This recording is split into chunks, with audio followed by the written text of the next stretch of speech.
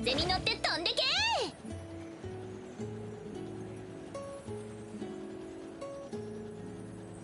若いうちにたくさん運動した方がいい。俺みたいな年になると。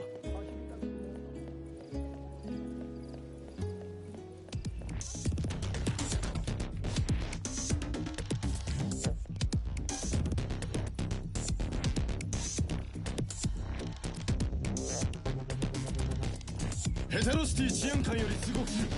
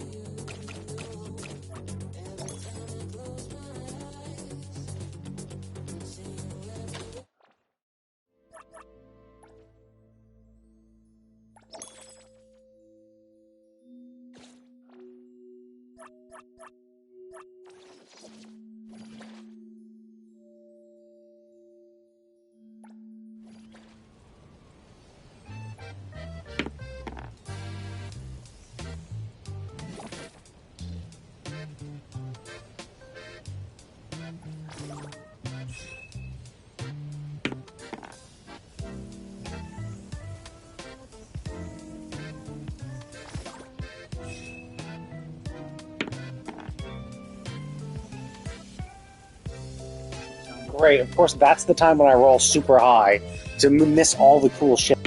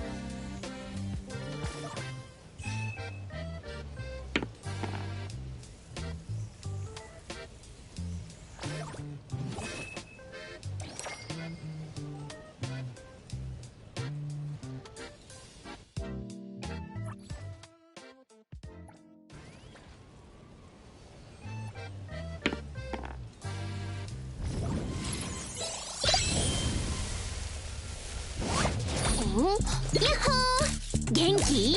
初めましての記念に一緒に写真撮ろう。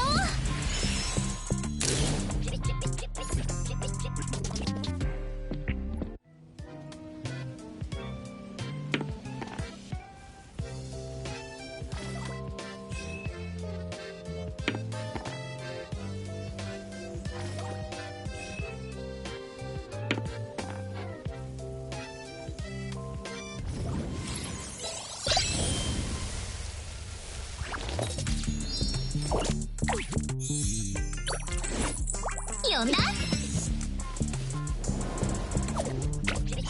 ミント選手ただいま参上。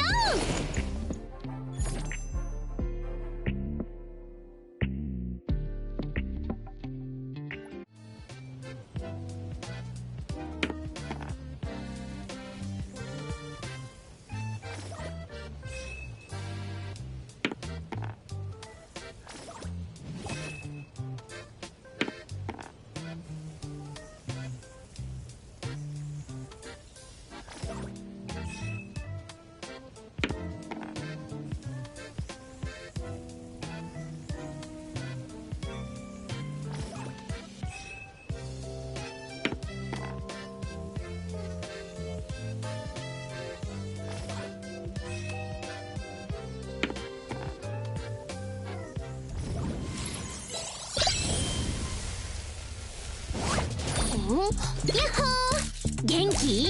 初めましての記念に一緒に写真撮ろう。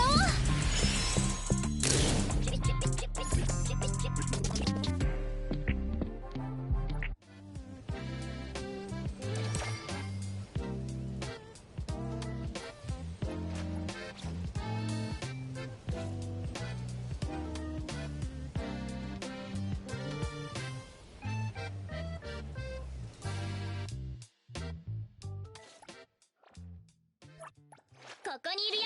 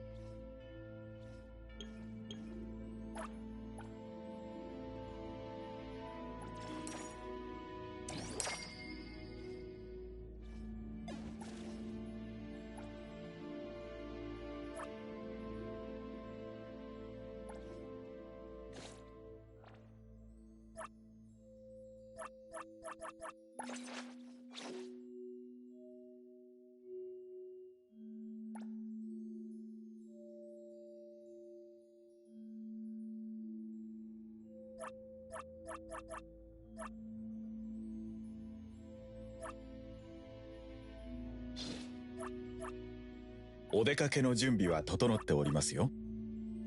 ハニヤちゃんにする？ハニヤちゃんにしようよ。準備ならできてるよ。このアドレ、心より敬意を込めて。誰かがこのハニヤのエリート配達員のギャラは安くないぞ。お出かけの準備は整っております。たまには体を動かすのもいいですね。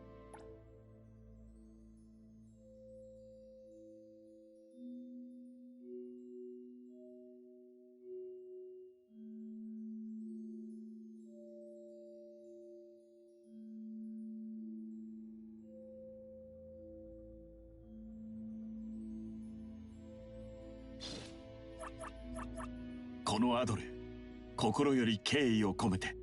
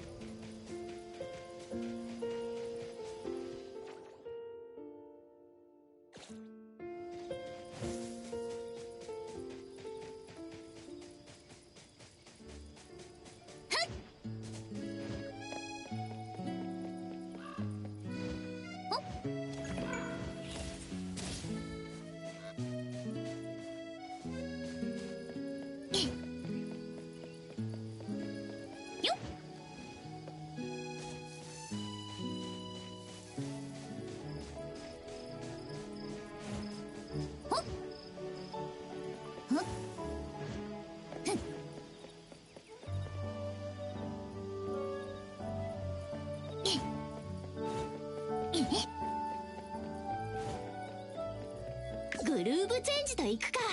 必ずやご期待にお応えいたします。さーて、お仕事お仕事。任せてミント。出た。はっ、来たよココちゃん。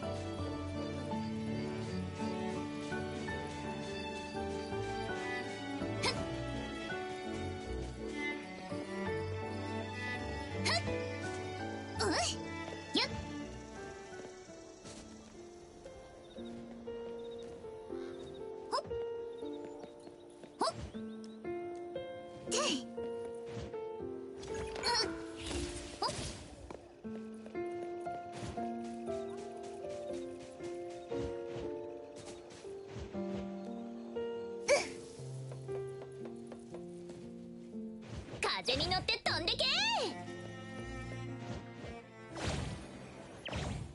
やっヒュー。はっやった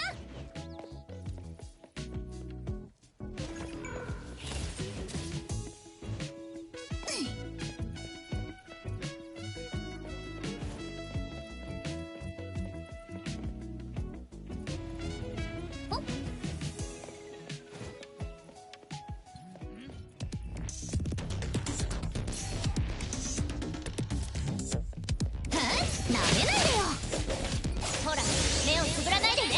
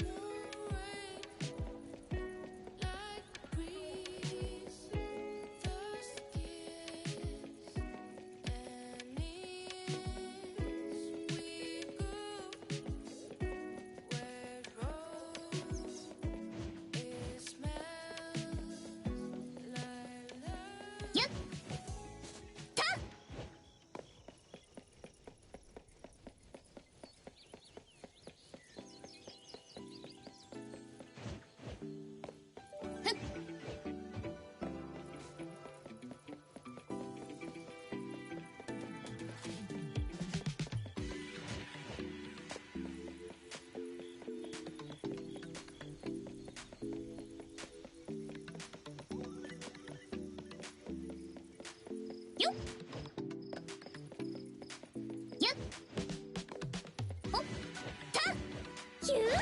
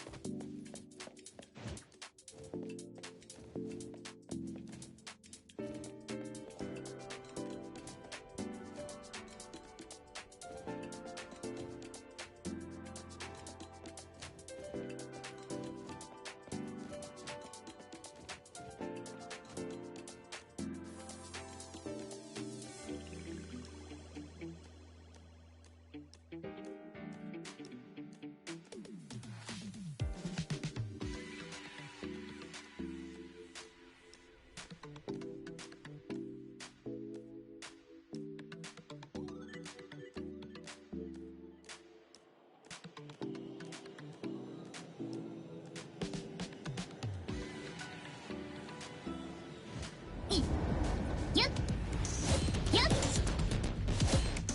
なめないでよ。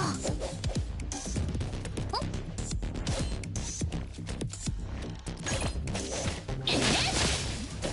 ここ。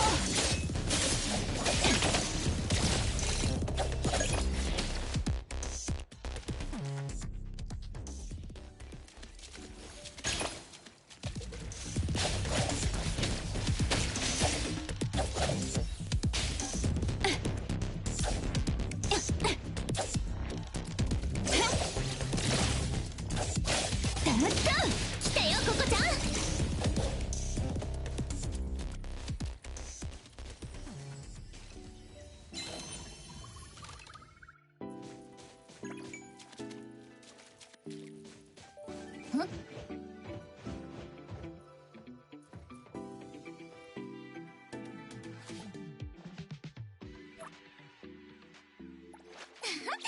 風だ。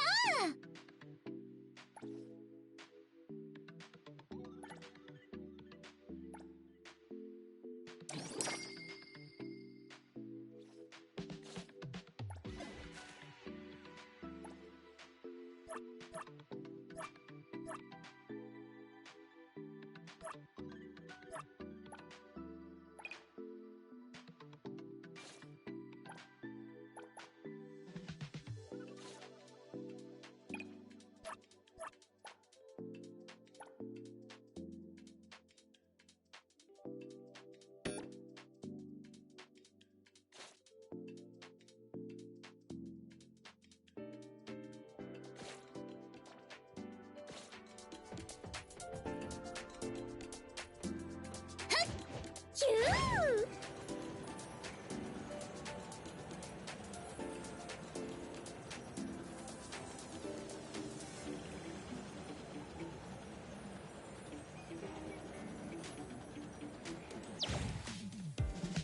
よっ、ふっ。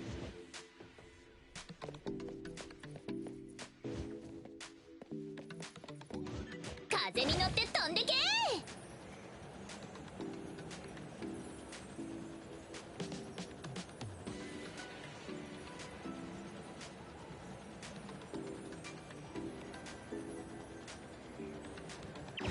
ヒュー。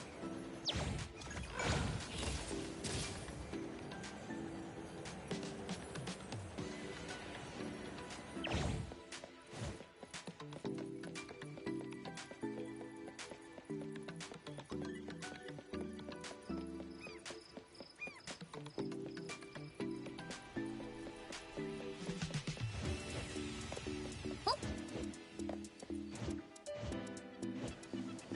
たっ、ゆっ、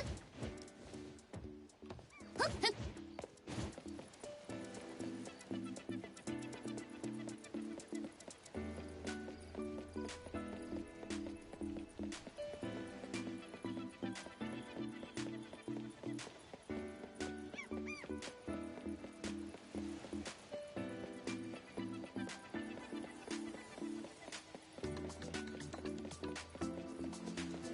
ほっほっ。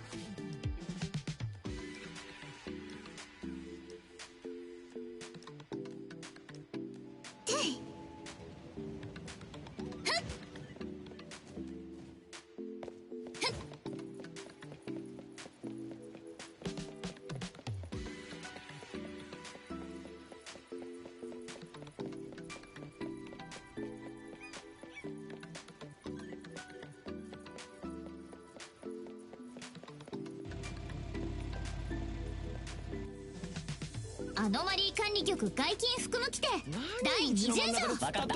使っていいよ。第19条だったっけ。 Oh, I didn't actually have to rob them this time. Normally I have to, they reject me and I have to do it the hard way.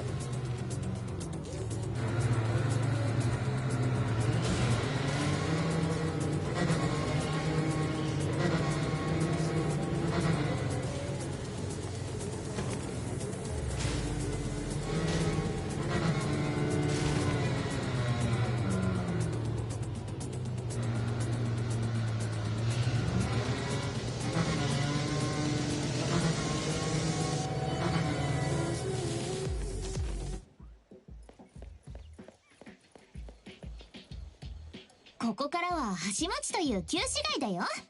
昔からの店がたくさんあるの。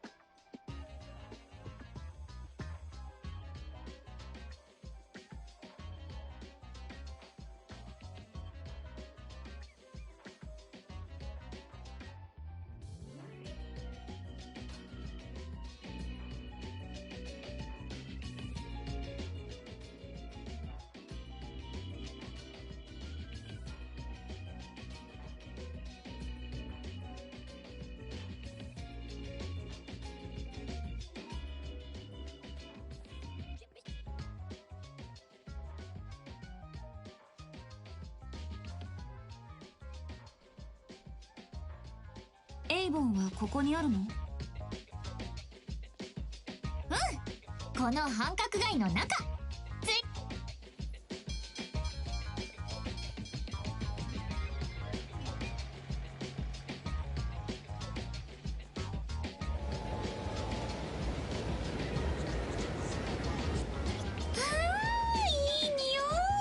やっぱりここは最高だね。ココちゃんも嗅いでみてよ。木と旭桜と苔の匂い、潮香る石畳の路地、温かな人の営み。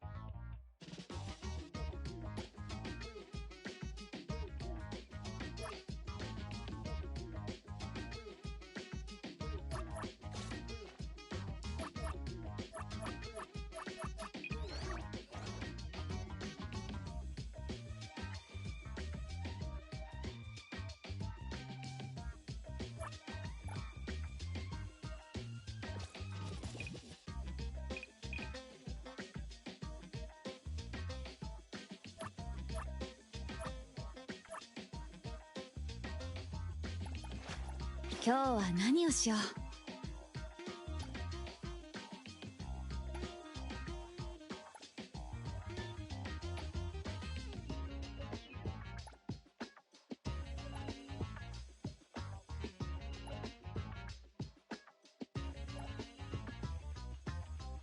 I think this is my favorite one. I mean, this is pretty cool too.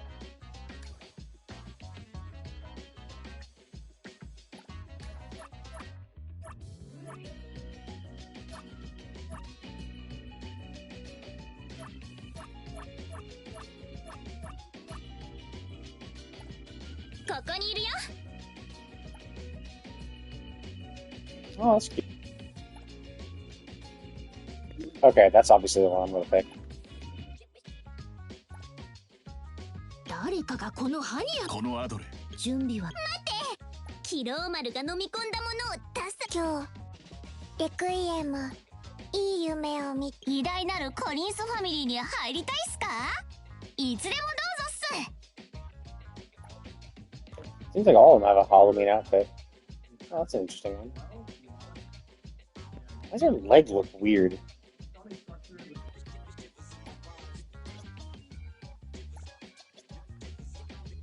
I think I like this one the most.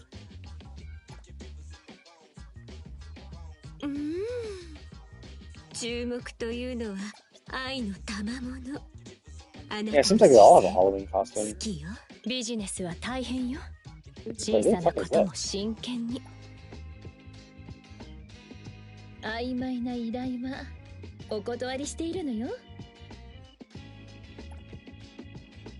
Oh, that's a toughie. I think this is very pretty.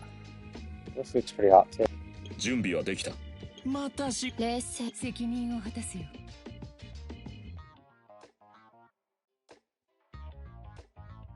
私ですか。はい、聞いております。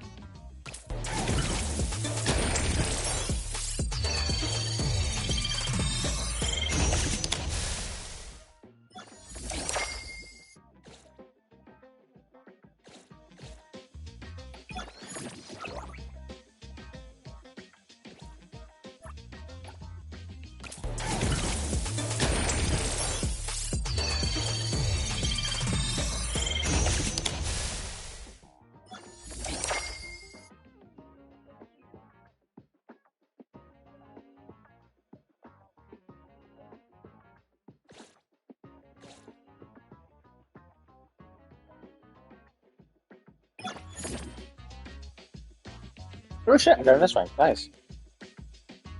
I don't know what's going on. Like I'm trying to continue, but it's just like not continuing.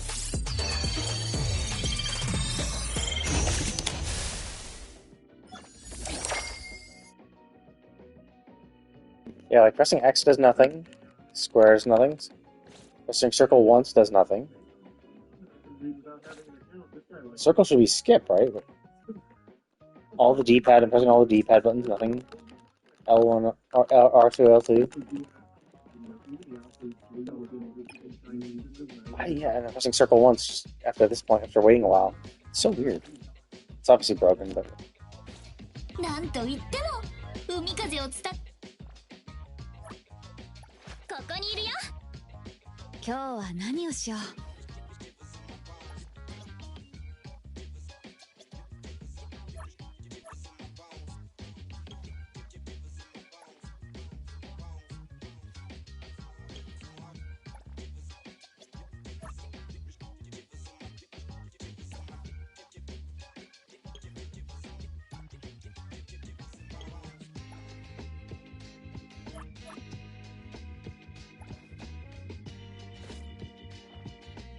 来るほかほかの食べ物の匂い、いかにも箸待ちって感じ。ここはグルメがいっぱいなの。半角広場のプカキャンディー、なんでも横丁の猫丸ラーメン、あと居酒屋ぶどりも外せない踊りたこ焼きが絶品なんだから。さっきの約束だけどお給料日にご馳走するから待ってて。それじゃあ遠慮なく。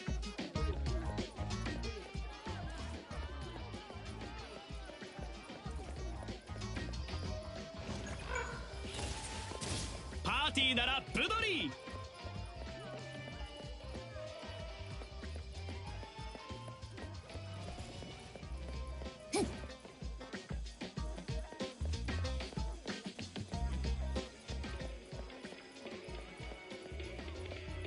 見て、あそこが広場だよ。 DSD 堂へようこ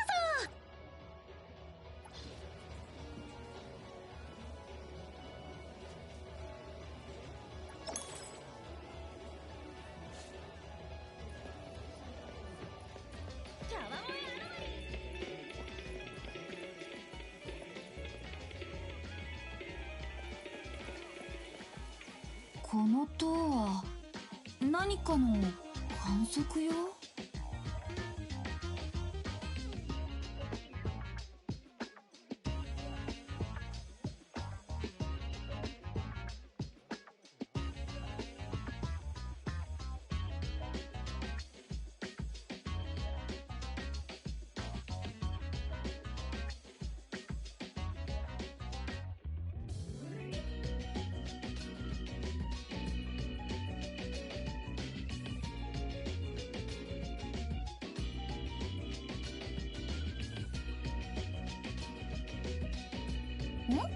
ベルテハイモー島ね。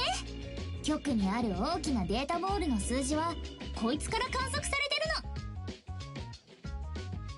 るの。まさか知らないなんてね。変なの。都市部に行けば必ず見かけるはずなんだけど。こういうの見たことなくて。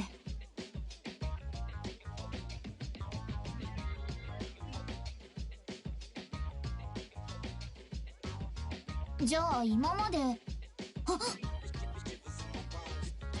ココちゃん。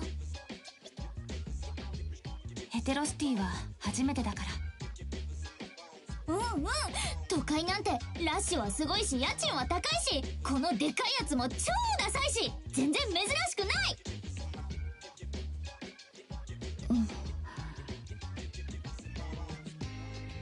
何か誤解してるような。ベルテハイモー島はね、環境の中のベルテハイモー値をなんかわけわかんない公式を使って計算してるんだって。すごいアノマリーが現れると異常な値が出て、私たちサイクルが飛んでいくわけよ。サイクル？世界的な対アノマリー機関だよ。アノマリー管理局も5つある直属部門の一つで、アノマリーの管理、あとは情報部門のユグアッシュ邸と収容部門のセラエノ館と研究部門のゼロゴン実験室、それと監禁部門のグーヘロス島。都市部にそれぞれの本部があるんだけど、グーヘロス島だけは場所すら明かされてなくて、その正体は謎に包まれている。でも安心して、ココちゃんはあんな恐ろしい場所とは縁がないと思うから。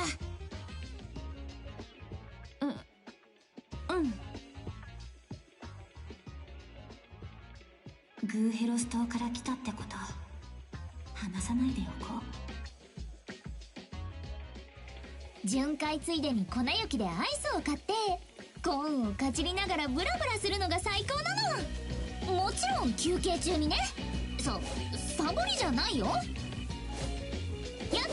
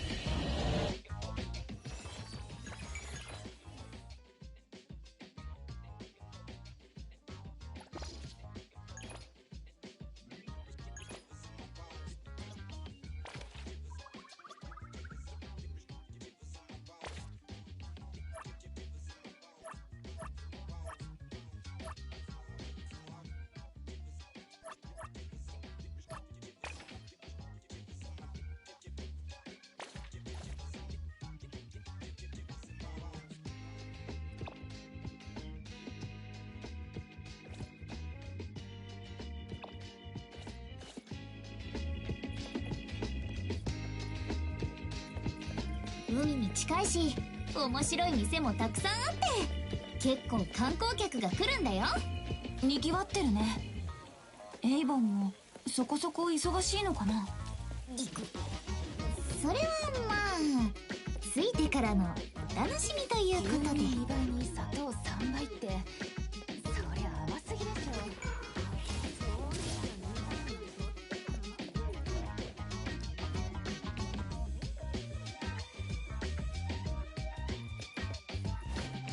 ヒュー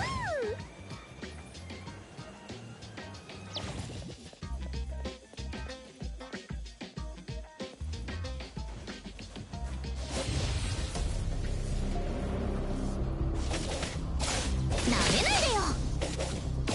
見ててね。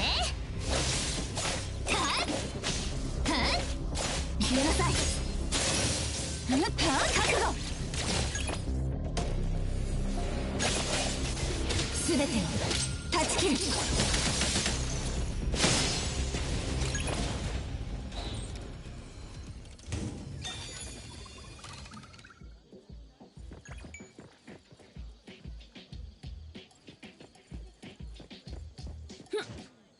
ちょうどいい角度ね。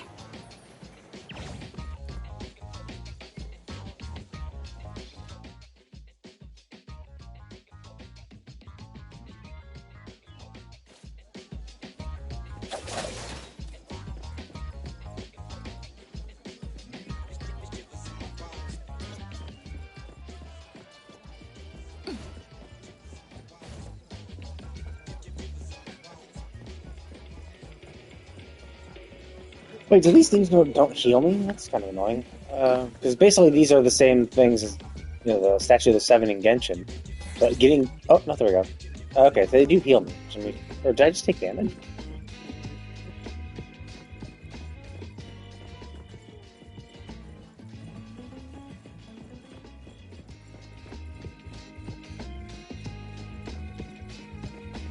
Fantasy にチャンスを。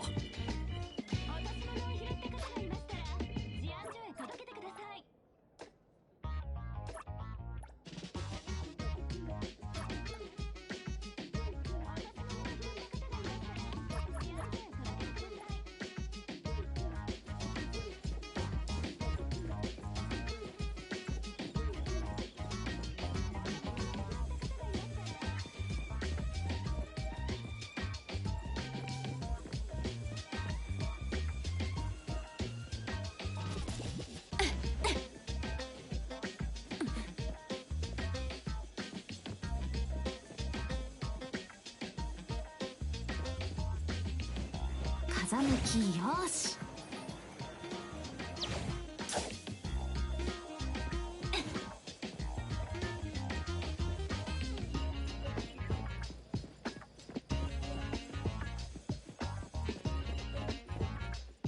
裏に入ると一気に暗くなるね。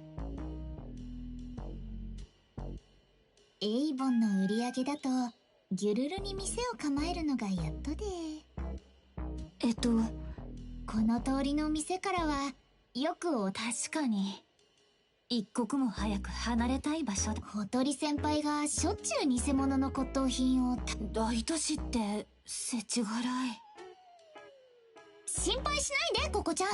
エイボンのみんなはとても頼れるアノマリーハンターだし、私の顔に免じてナナリたちが絶対守ってくれるから。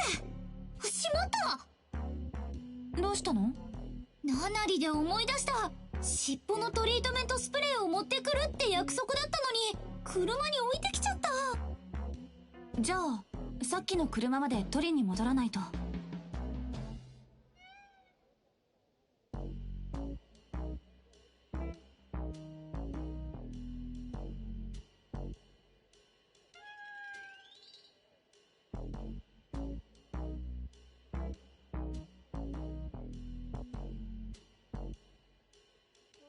でもそれだとココちゃんをやっぱ後でもう一回届けに。じゃあさっき一人でも。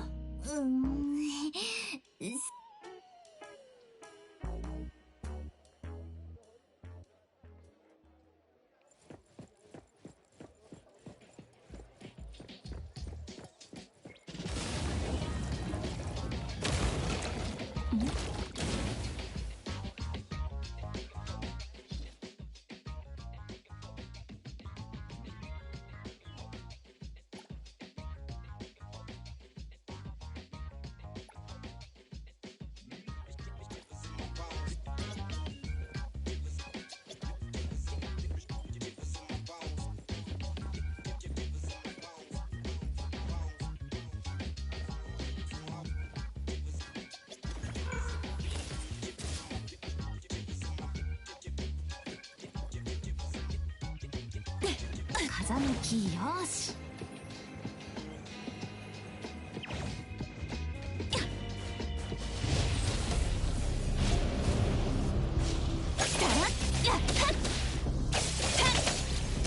来たよココちゃん。吹っ飛ばしてやる。ミントサンダー無敵討伐旋回疾風弾。主人公が助けに来たよ。オケは任せて。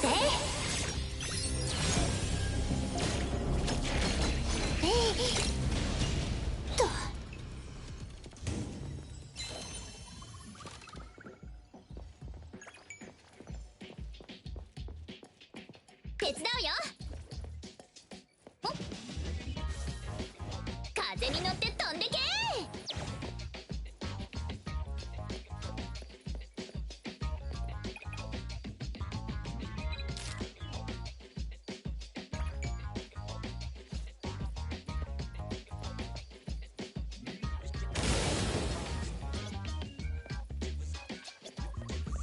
この建物のはず。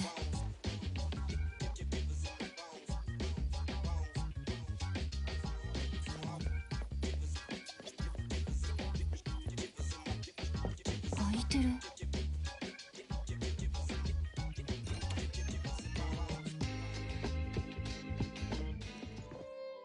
ごめんください。誰かいますか？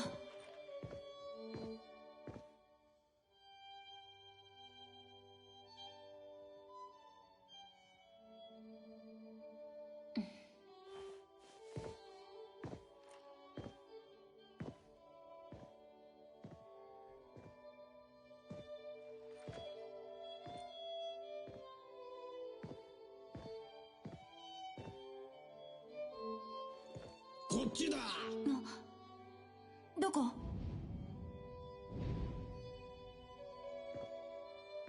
おい、こっちだ。おお、どかせ。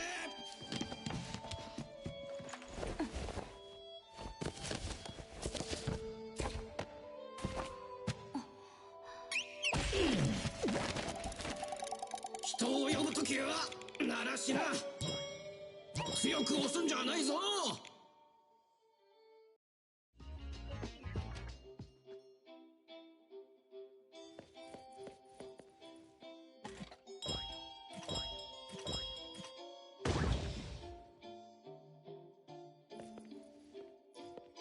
これはエイボンへようこそ。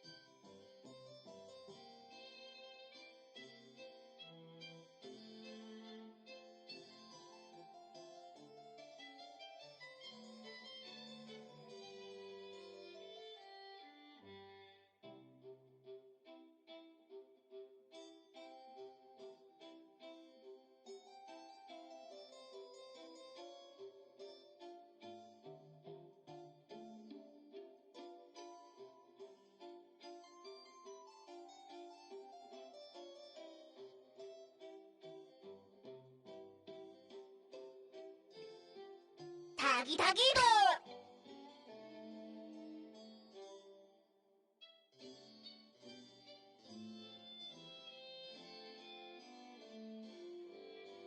骨董品をお探しですか？それとも依頼のご相談でしょうか？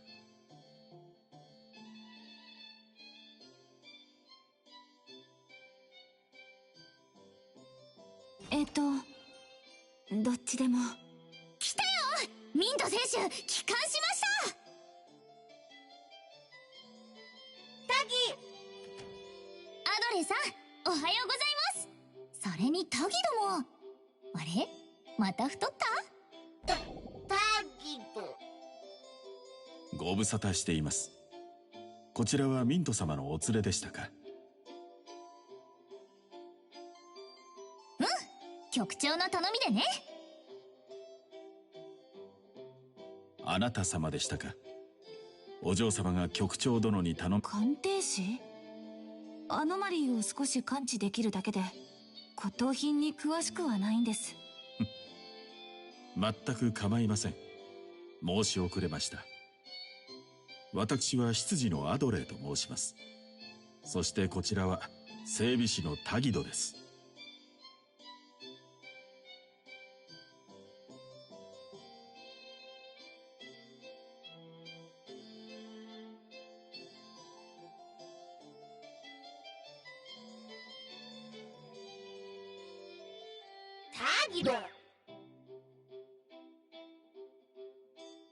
ご到着までの間に倉庫を整理しようと思いまして、お待たせして申し訳ありません。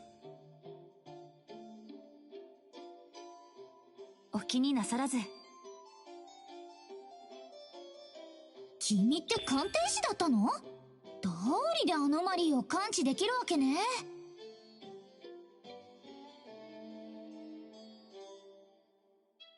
エイボンで扱っている品の多くは超常現象を持つ骨董品。ただの骨董品ではありません。まさにあなた様の力が必要なのです。タギタギ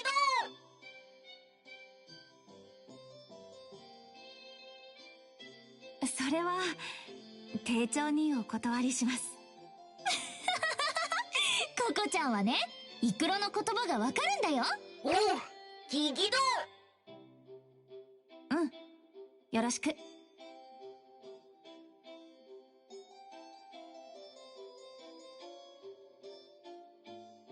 面白い能力をお持ちで、我々でさえタギドとはかろうじて意思疎通している状態でしたので、お仲間ができて幸いです。タギド、お嬢様を呼んできてもらえませんか？タギ。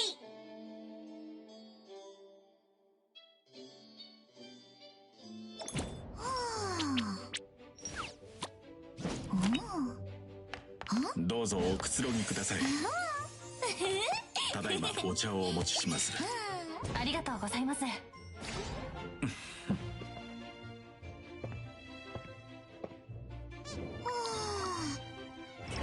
までよくできてる。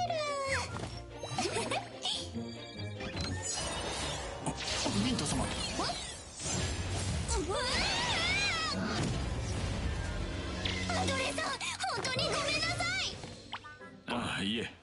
ミニチュアハウスをしまっておかなかった私の落ち度です。アドレーさん、なんとかできないでしょうか。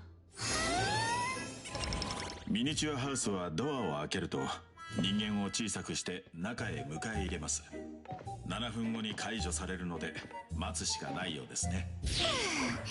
まあこれだけなら有効型のアノマリーだね。こうなったらせっかくだし中を見学しちゃおっか。アドレーさん、いい？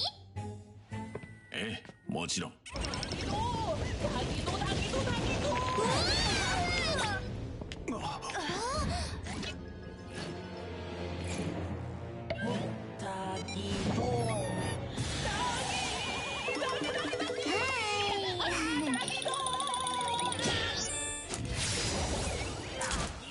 少し困りましたね。小さくなった我々は少しテカリのある好ましくないものに移ってしまったようです。我々がゴキブリに見えたってこと？はあ？ゴキブリなわけないじゃん。タギどめ許さない。ミント様、現在私たちの体は小さく力も弱まっています。じゃあ元に戻るまで殺虫剤に耐えなきゃいけないってこと？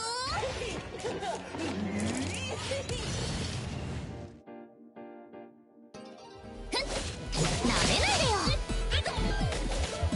にゃあ！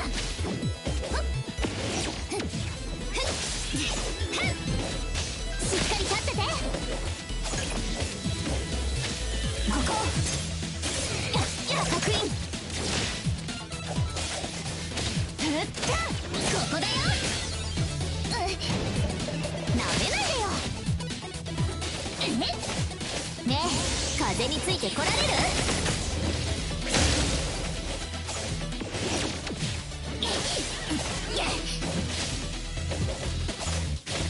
やあ！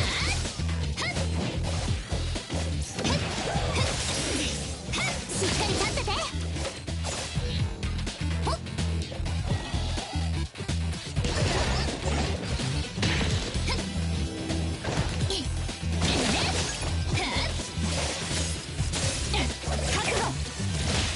ここで勝敗を決めよう。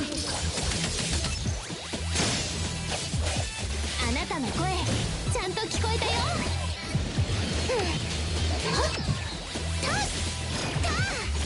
このステージは私が主役。お手並み健在のようです。四月の例え、万象静寂。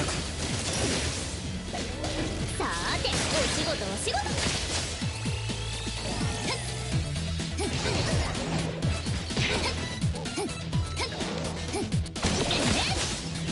ミントサンダー無敵討伐旋回疾風弾。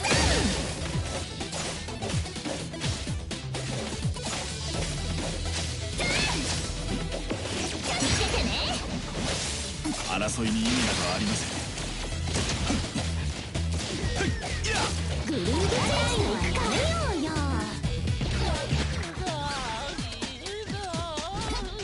最後の一撃、勝負だラッカちゃん。だよ、さっぱらからうるさいな。タギドか、何してんだよ。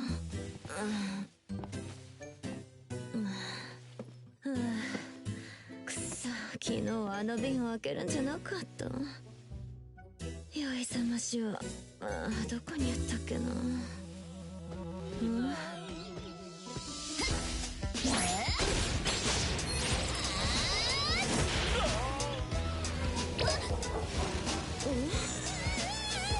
んだこの物理くたば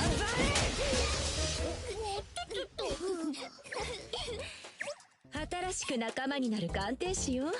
みんなちゃんとご挨拶なさい。頑張ります。よろしくお願いします。何でも教えてあげるっす。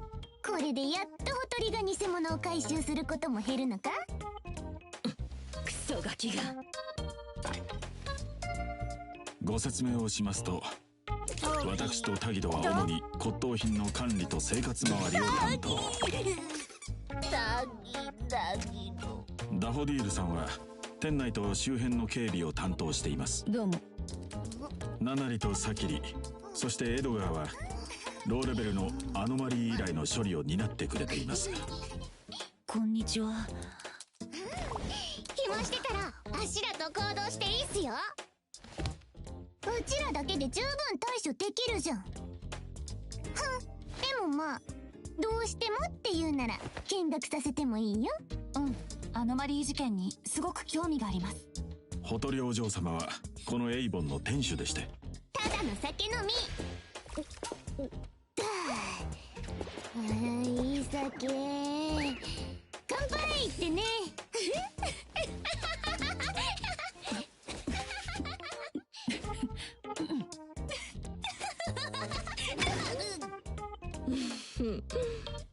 タギド、あいつを捕まえたら晩ご飯のウニ10個追加ね。このチビを懲らしめてやる。ダギ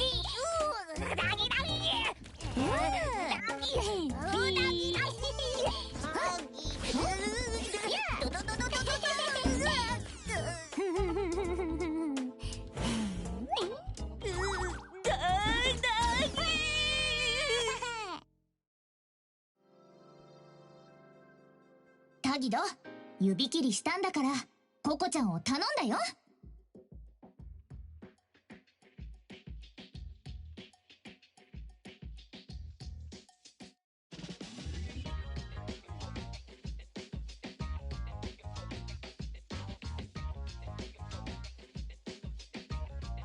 タギドタギ。ミント様は帰ったらまた残業だよ。送ってくれてありがとう。じゃあまた。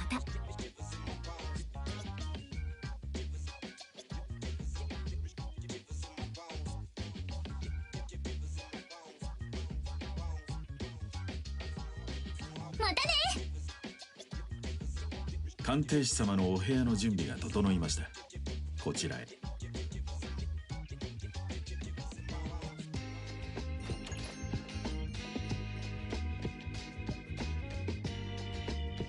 信じて。た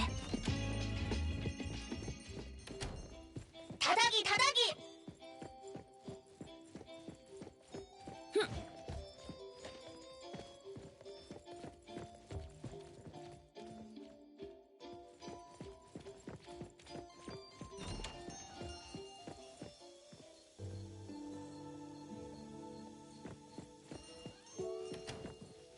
ぎ。裏庭に従業員用の寮があります。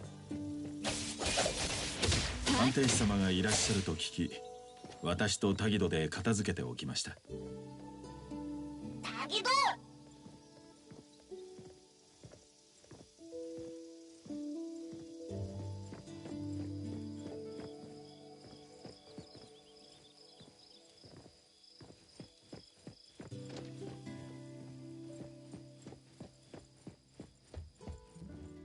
今後こちらがあなた様のお部屋となります。タギドも掃除をよく頑張りましたね。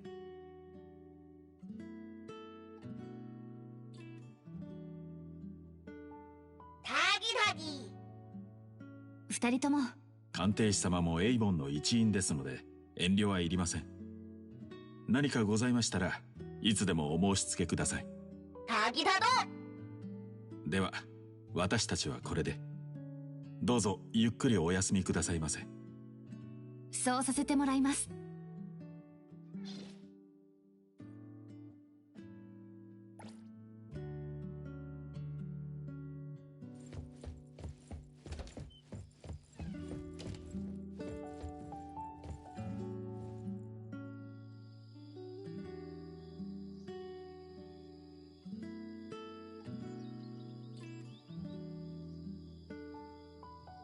だいぶ良くなったよ。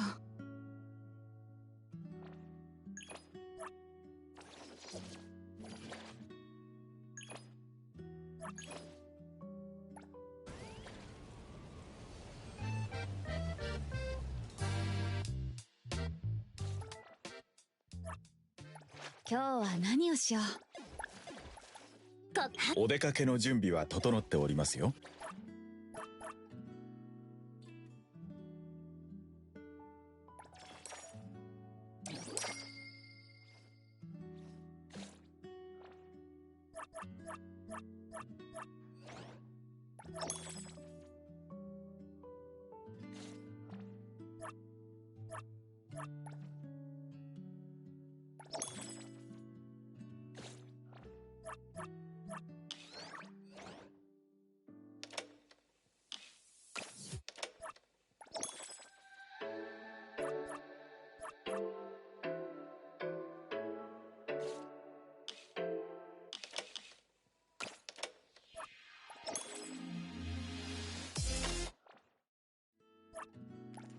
Yeah, generally, I don't know, like,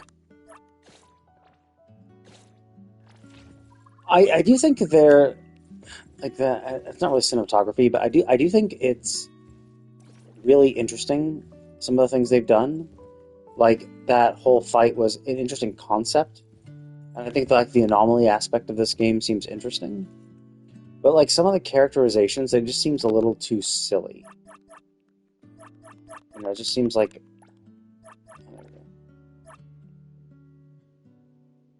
It just seems like... Oh, okay, so this is going to teach me how to use the console thing. It just seems a little, like... A little too zany. Where, like, she's just, like, too silly. And, like, all of the characters seem just, like, really silly. And it's just, like... There's no level of seriousness. Like, I like Honkai Star Rail a lot, because it has a lot of silly moments, but generally, overall, there's a lot of serious shit going on. But this seems like it's just mostly silly moments with some serious stuff. Which, I mean, this is the beginning, so it is kind of introducing the world and all that shit. So, it's somewhat understandable to be like, yeah, sure, of course. Like, we're gonna introduce all the characters, we want to make it memorable, and yeah, it definitely was memorable, but it also just seemed like... Oh. Well, there we go. So where am I? Oh, I see it's on the other side.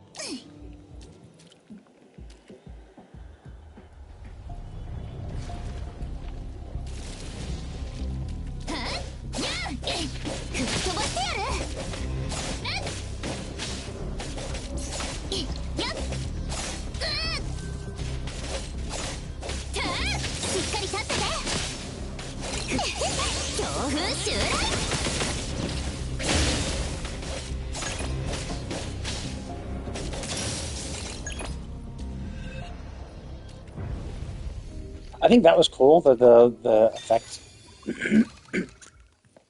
I definitely do think that some of the effects are interesting. Like, I think the world is kind of interesting. I think the one problem it has is it feels a little too big, and while that might be a... Why can't I just keep running? Why do I stop running like that? I find that a little clunky. Like, I just wish you just keep running. Maybe there's something you get later. But, like, the world looks really big, right? And I think it looks cool. I think it looks really interesting. But if it's like really, really big, and the problem is, it's like it's really big, but then it's full of crap, and which is like not necessarily a problem per se, but like it's just full of all these buildings and stuff, which just kind of get in the way. Which it creates a good setting, but when you're trying to go out and like explore and do everything, they're just kind of in the way, and they are basically dead space, right? Like. It's just a building, right? Like, it's nice, you know, in a city you should have them, but they are just things that you can kind of go up and you can kind of climb if you want, but there's no real purpose. And otherwise they just are kind of in the way. And you just kind of got to go around them or climb up them and around them. So, like, while the world is big, it's just full of all the stuff that is just kind of in the way and is just there for a setting. And you could argue, like, well, other stuff does it too, with, like, mountains and stuff. Like, Liyue and Genshin had, like, a lot of mountainous territory, and the mountains were just kind of in the way. Except they put, like, shit all over the place, right? Like, you can climb up a mountain, and there would be a chest and stuff like that. And I found that, like, it seems like there's just not that much stuff to explore and find. Like, sure, there was that little dice thing where we fought a little fight, and that's cool. You know, that was nice. But, like, I'm going around and I'm like looking throughout the houses and looking through, and there's like, and I guess I found the food every now and then, but like there's no like chest on the open world. There's no like loot. It's just like those random fights here and there, which is like, so there's not. It feels like there's not a desperate need to explore because there's not really any random stuff to do, and that's kind of what like made Genshin such a great thing to explore, and even Enfield as well. Is that like. You could basically get a chest somewhere, and then within eyesight, you could find another. And Genshin's really good at this. Like, their design was just really good. The world wasn't excessively big, and basically when you go from one chest, you're like, oh look, there's a chest over there, there's a chest over there, maybe a puzzle over there. Like, you can see a few things in the distance. But here, it's like, I can't see shit. Like, there is no chest, there is no reward. and it's a different game, obviously. In an urban setting, that would be kind of weird, just random chests just all over the place. And that's kind of why, like, when they had the those little like birds and stuff, where it's like, oh yeah, you get the bird, you get the little bird marble, like sure, and they were kind of all over the place, and that's fine. But it's just like there just aren't that many of them, and the problem is that if you kind of want to find them, you have to open up the map and look for it. And if you have to open up the map to look for like what to do, I think you've kind of messed up. And you, Jesus Christ, what the fuck? Jesus, like locked onto that. Yeah, the second you lock on, now my left joystick, which was used to actually maneuver around the map, is now locked onto this, which is like, well, that's fucking stupid. So it's not like terrible. It's not bad by any stretch of the imagination. I guess you can zoom in. I guess maybe I was zoomed out too much. Okay, I guess there is a lot of stuff, but like that's the things I wouldn't even know about these things. Okay, and this is bad. The second you actually get onto any of these icons, it locks your cursor on it. Moving the joystick no longer does everything. I have to press circle to get rid of it, and then move. Like that is fucking annoying. Like why are you locking onto an icon? This is probably.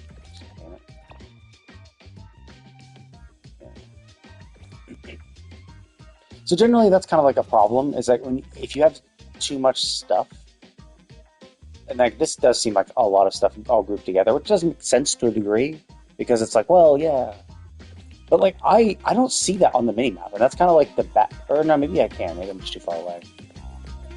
So like, yeah, there's a little circle thing. But, like, I can't see the circle thing. Like, I can't see where the Raven is. I can only see it on the minimap. And that is kind of a problem, is that it's less of a... You get less of a feeling of exploration. Because it's like, oh, no, I just looked at the minimap. Minimap told me there's something over there, so I'm going to go get it. Right? It feels more transactional. Whereas, like, in Genshin, I don't have to look at the minimap to be like, oh, yeah, there's a chest over there. I can see the chest.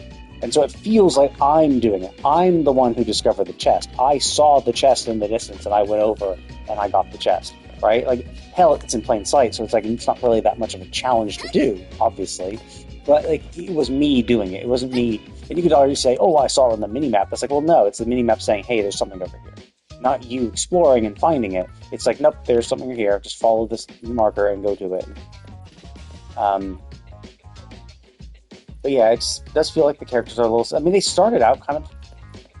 It started out stronger, right? It started out...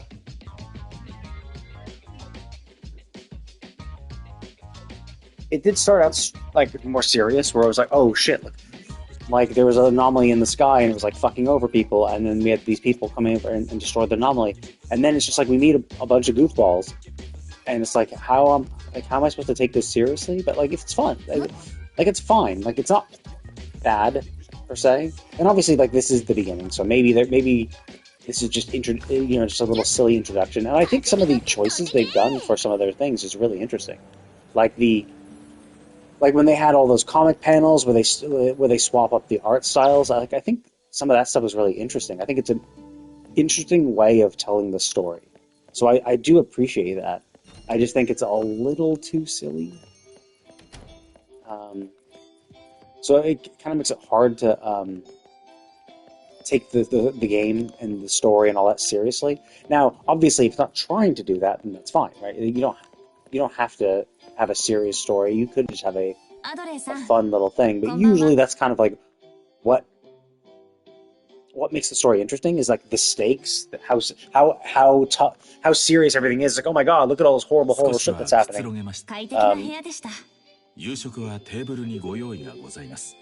all the horrible shit that's happening. You got to go and help that person stop that. So. It's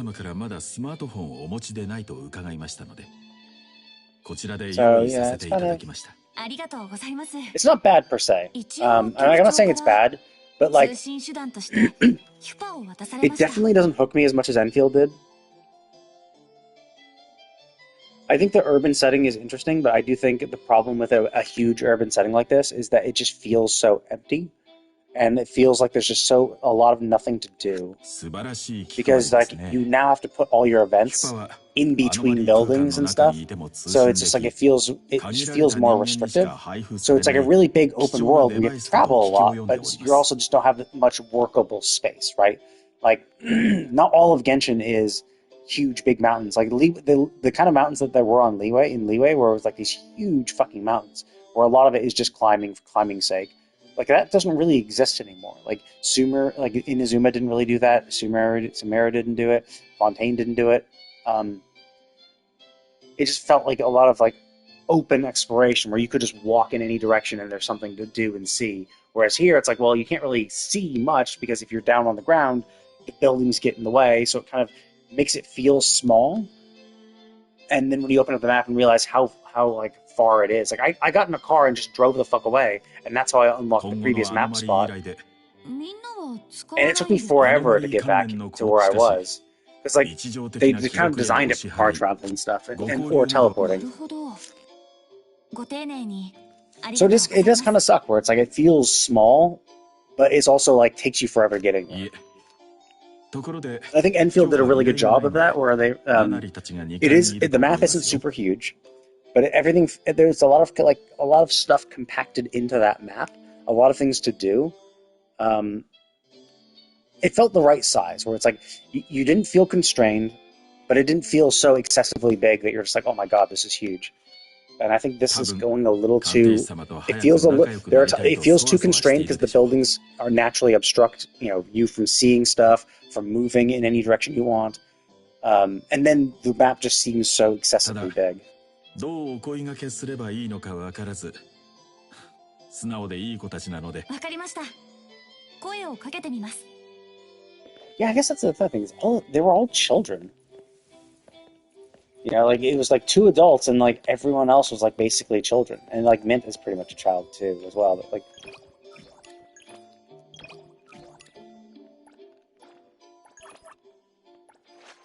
I'm curious.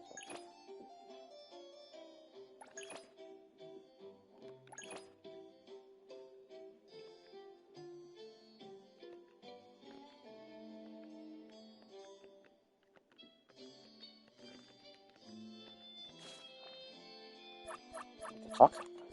Okay, that's weird. It's like, yeah, press this button. Okay.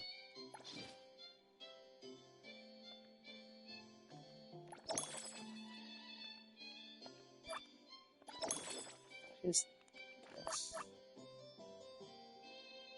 Passenger seat picture. Is it? Park experience. Show it back. So presumably. Oh, I see. So she can ride shotgun with me. So okay, that's kind of cool. And then there's another thing. What is this feature? Okay, that's I guess fine. How do I get that outfit? Or what about this? Okay.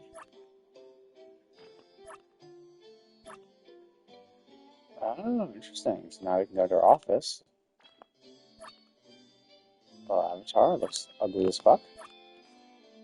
That's kind of cute, little avatar frame. Yeah, it took Genshin forever to get avatar frames, and then a name card, which is basically exactly the same as Genshin.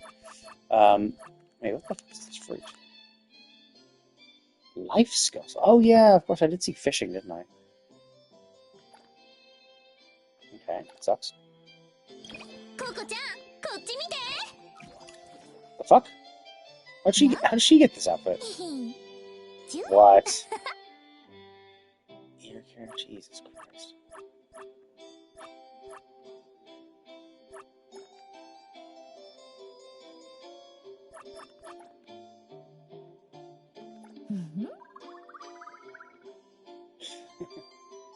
That's silly.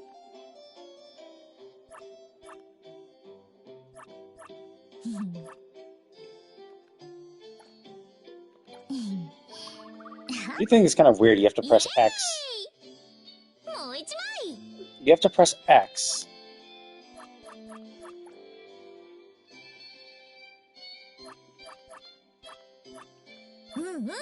結構うまいじゃん。 You have to press X to do this, and then press square to interact. It's like, why don't you just...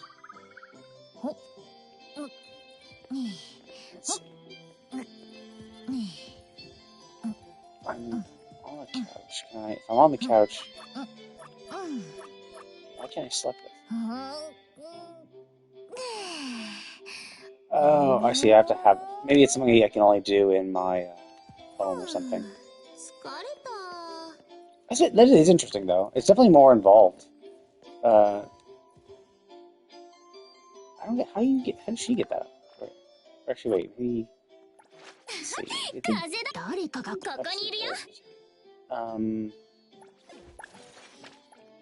Is it profile? No, it's probably not there. There's Bond.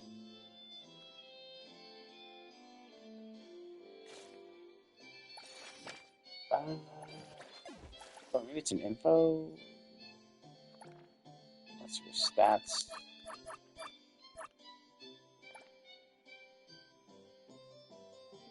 Okay, so it's basically elemental mastery.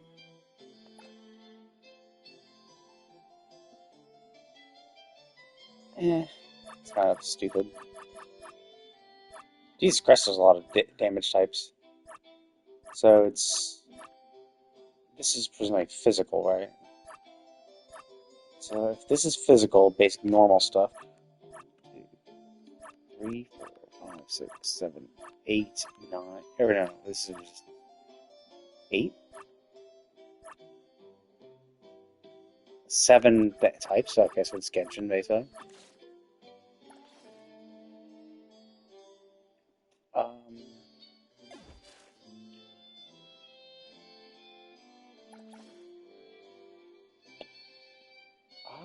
How do I check her? I don't...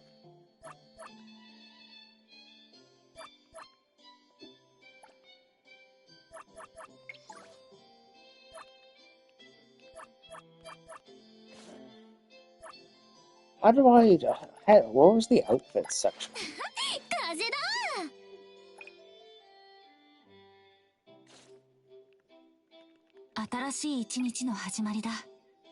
Solid arcs.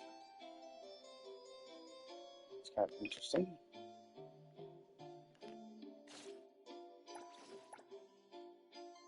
Oh, there's the outfit. Yeah, story. So I have to buy this and buy this. This is the one I want. Okay, so this is probably... Oh, maybe... No, Prisoner Spider Exchange. It's probably a quest then. Buy this for even more money. I've never really been the whole swimsuit thing. This is dumb. How do I get... No, not that one. Not available. God damn it.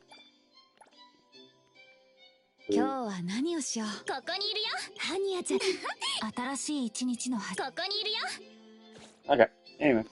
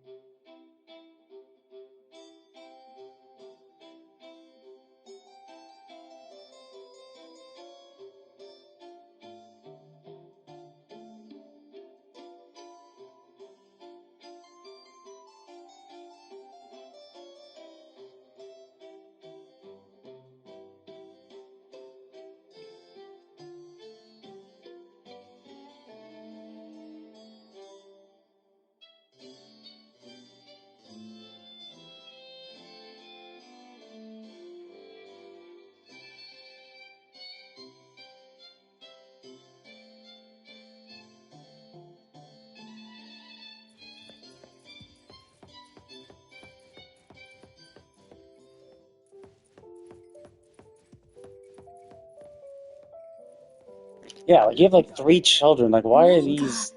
手伝えることは今はないよ。依頼がないときは結構のんびりできるから。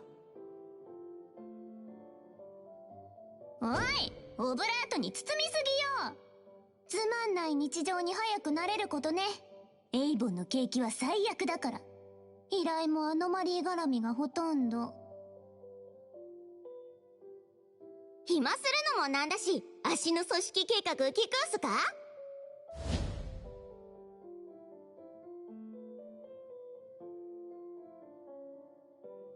勘弁してよもう。マジ聞き飽きた。ん？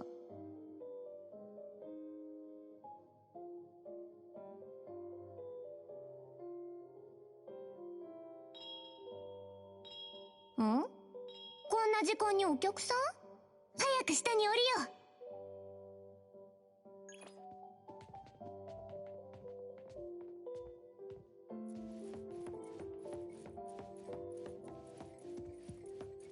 And that's the other thing.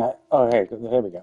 Like that. Like I want more things like that. So that's actually like character experience. So I can actually help level my character. It's crazy that there's like these huge big rooms, and there's like nothing in them. Like I mean, there's like the stuff. Obviously, like there's stuff, but like there's nothing to loot. And I think that's a really good way of doing it, where they have like the experience be like these records and stuff, and you can just put like flyers down anywhere. But oh yeah, I'll put some flyers on the table, and like I've been able to get some random food items. But I kind of wish they did more, you know? Like, I kind of wish there was more stuff around, so it felt, like, worthwhile to actually, like, go through and explore and...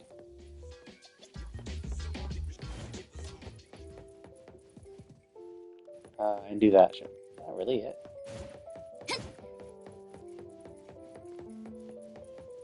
Yeah, like here, like, there's nothing here. Like, you could easily you could have put a chest there or something. Like, I just feel like there should be more things littered around the world, so it feels rewarding to explore. Now, obviously, that's something you can just add whenever the fuck you want. Like, you could just do that whenever. Like, they could be like, okay, cool, this is the base game, we've gotten the base game working, and then, oh, we're about to release the real game, and then they could just go out there and start sprinkling random shit all over the place, right? It's super easy to just put random stuff all over the place. So that could be like an end game type thing that they, like right before the product releases. しかも解決するまでは営業を止めろと。今週も予約いっぱいなのに、そんなの無茶苦茶だよ。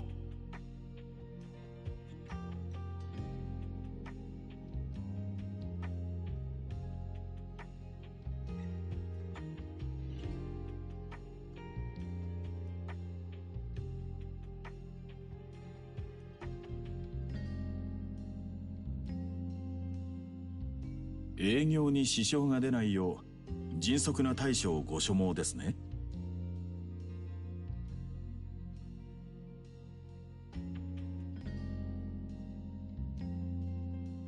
そうだ、できるだけ早く。かしこまりました。こちらの依頼契約書をよくご確認の上、署名と着手金のお支払いをお願いします。残りの報酬は無理を承知で相談だが、今日中に解決したいっていうか。もちろん可及的速やかにまた期限内に解決できなかった。金はいいんだ。ここにサインしてればいいんだな。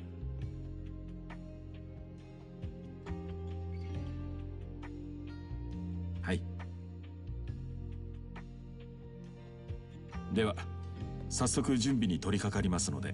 分かった。どうか頼みました。お送りいたします。どうぞ。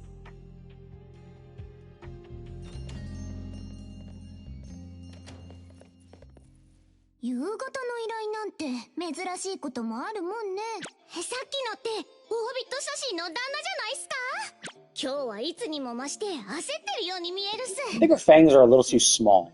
I think they should be like they're like the little sticks. I think their canines should be bigger.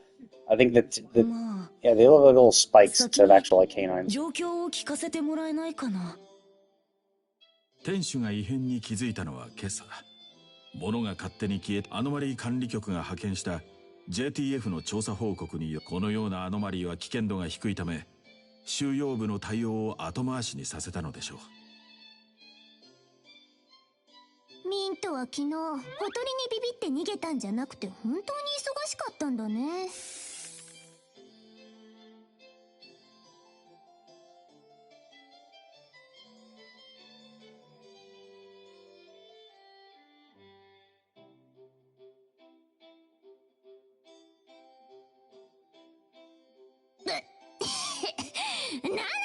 何を吹きかけた？一代目と呼べ。これは足の勝利の切り札。モダンタイムキラキラシャイニン。一発で決めようモフモフ尻尾ケアスプレイ。このスプレーまだ出番あるの？金品を盗んだ上に営業妨害までするアノマリー、絶対許せないっす。じゃじゃじゃじゃじゃーん、正義のカリンスファミリー3人組が成敗してくれよ。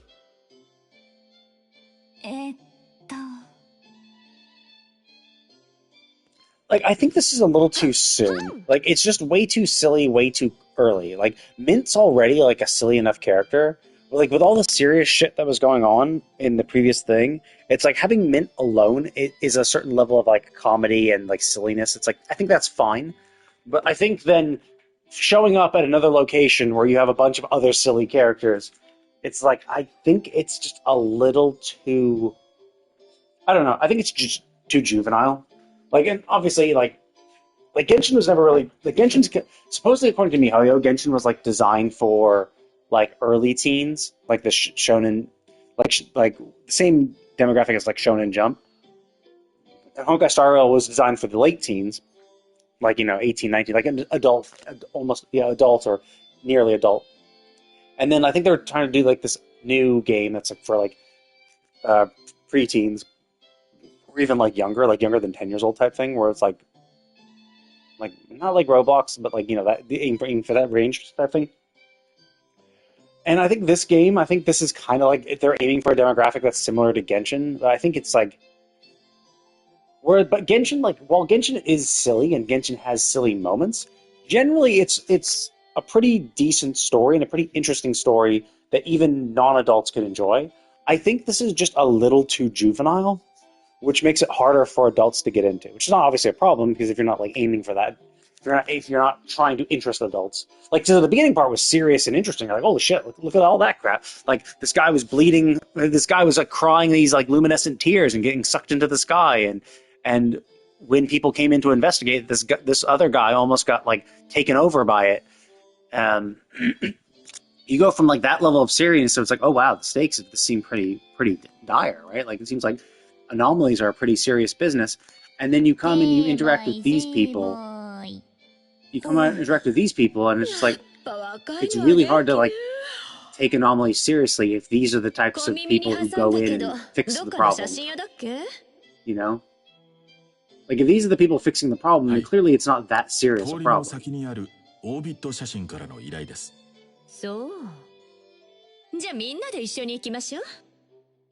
Also, I think stylistically, I think there's way too much variance, right? Like, so she looks like this, and she's the owner of this location, right? And she, is just very, very Japanese-y, right? But there's no other elements of Japanese culture in this room, or even in any of these buildings. This is clearly more of a Western place. So her clothing is incredibly out of place, and it would be fine if the rest of the city was, like, super Western themed, but, like, there should be a lot more Japanese elements in this building to be like, yes, this is her building. She dresses like this, and she made everything like her, because, like, everyone else has normal Western clothes, right? You could argue that Adler kind of has a little bit of Japanese thing with that shoulder thing, with that armband thing. That looks semi like Japanese traditional armor, but, like, every other aspect of his clothes is, like, Western, and every other character in here is wearing, like, Western clothes. So she just seems so out of place, where, like, she literally matches the vibe with nothing in this room or any of the people she interacts with, which I find weird. Because, like, if this is what she wants, and, like, it's just so over the top. It's not even simply like, oh, she's wearing a kimono. It's not like, oh, she's just wearing a kimono. No, she has the fucking hair. She's a fucking hairpiece. Like, she's all these super, super Japanese-y elements in a completely Western environment. It seems really, really out of place. And,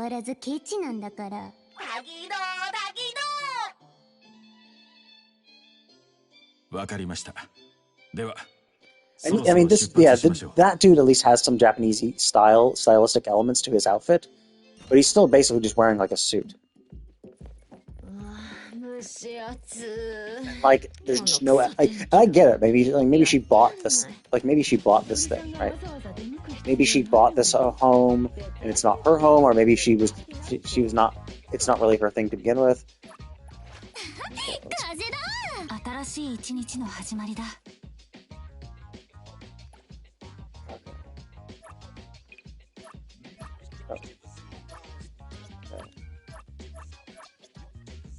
Oh, I see.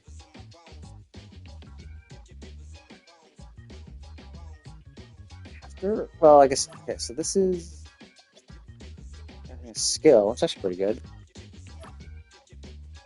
But this increases Cosmo damage, so presumably I should probably do this one.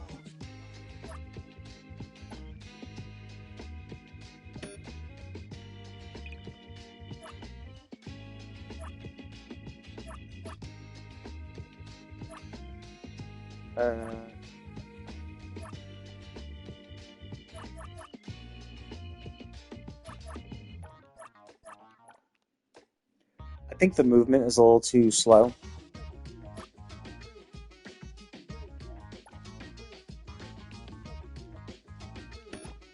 Oh, can I not? Okay, so I can't.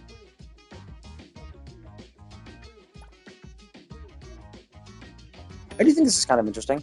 The whole, like, dragging and dropping. Like, I think the dragging and dropping is a little too slow. Oh, okay, so I need to put 5. I just need 4 pieces at all. Okay, that's kind of cool.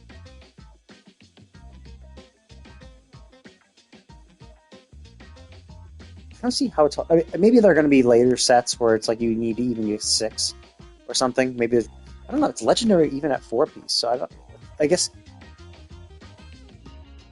Okay, so it seems like this.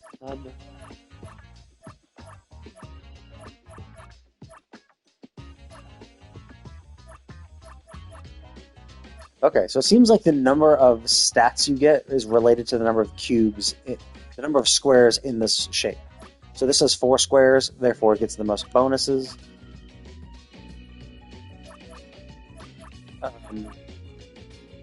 This is 3, so it gets that many. Okay, and it seems like you can level them up. Oh, I see. I don't have those substats. I have to level the shit up. So if I get this up to...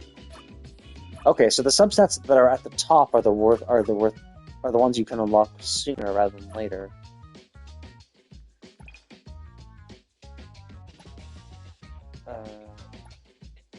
Oh, okay.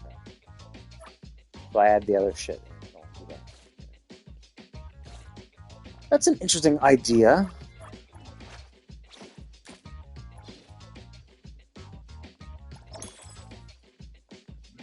Okay, so I mean, I think the bond system is pretty cool. I think it's interesting. I think the shit you get is pretty amusing. Okay, why? Oh, because I'm using her, I guess.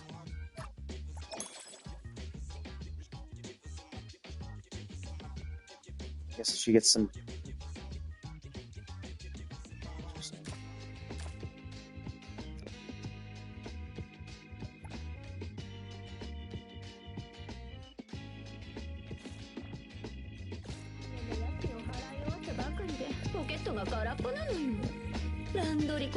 So yeah, so it's kind of weird. And like her bodyguard or whatever doesn't dress like that, so it's just kind of weird. Like she just seems so out of place.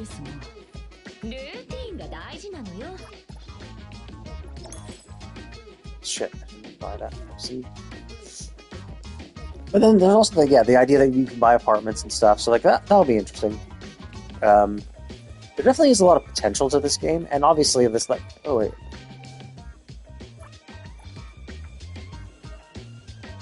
Okay, so it seems like so we have ingredients, so there's cooking, I guess, and I did see something about life skills. So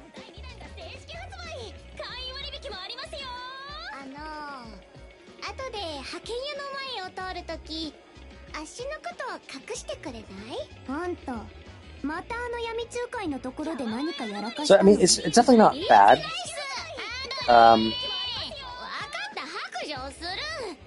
Honestly, I'm still a little more excited about Ananta.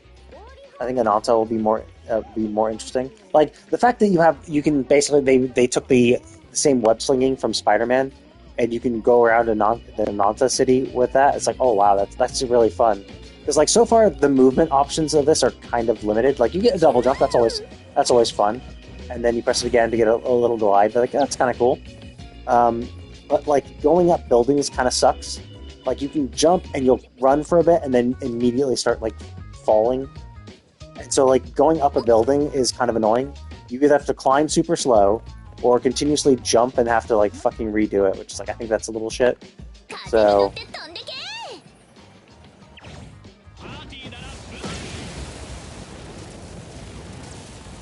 fuck. Wait, she has a charge attack? Why does my main character not have a charge attack?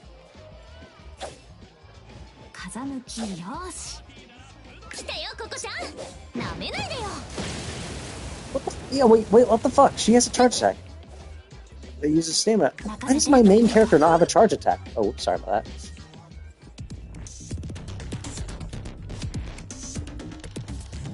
that. I was like, oh, okay. I held down the attack button. I was like, oh, no charge attack. Okay, whatever. Like that's just how it is. And then I'm like, oh, okay. That's why I didn't expect her to do it. She have a charge attack? She doesn't have it. She charges it other people. He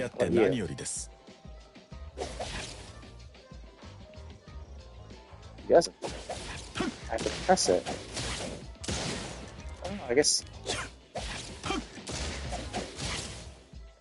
Oh.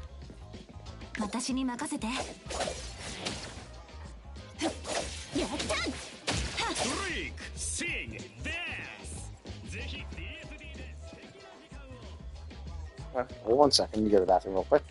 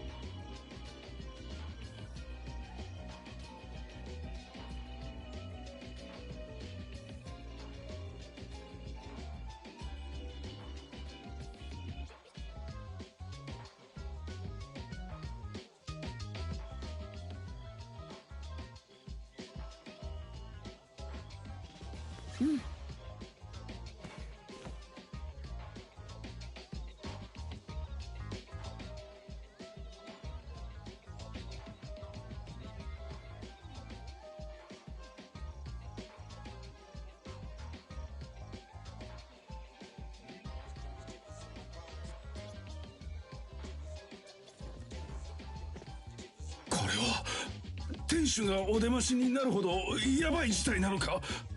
アノマリー管理局のお友達から聞いたわ。旦那。俺の店潰れちまうのか。まあエイボンに依頼したのが救いだったわね。さあ、もう少し状況を説明してくれる？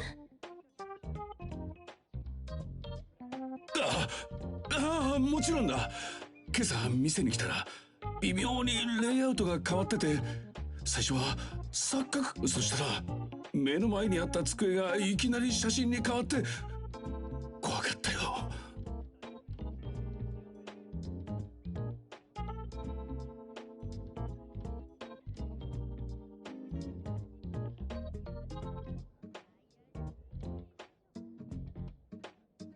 その後は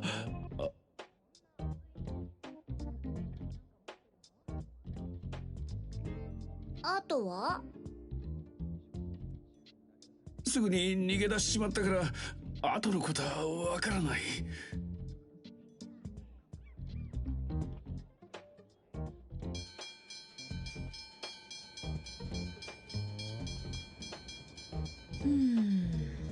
すごく難しいというほどでも。追加報酬を出すよ。だから絶対に解決してくれ。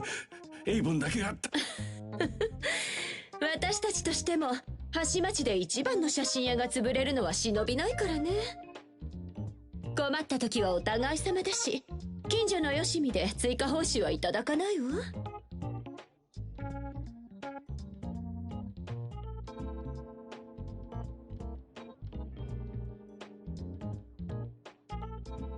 どの口が。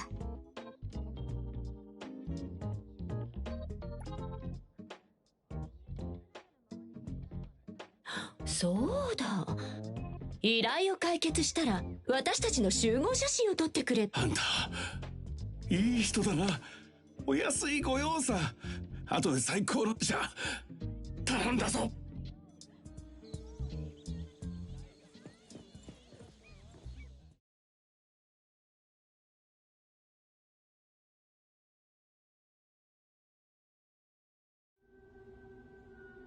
受付、まずはここからね。3万9999ファンス。写真屋ってこんなにふっかけるんすか？ぼったくりども。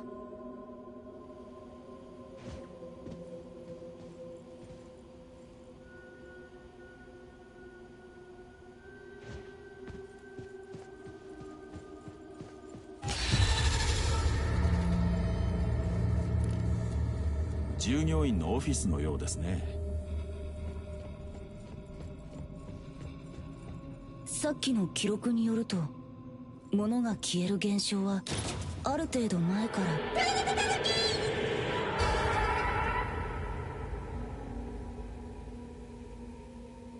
おい、どうしたんすか？タギドおい、これ以上。スクリーンノイズだ。まだアノマリーの気配はないから心配しないで。タギド次に騒ぎやがったらあの山に投げ込んでやる。年式も同じくらいだし、ここのオブジェとしてタキタキタタタキド。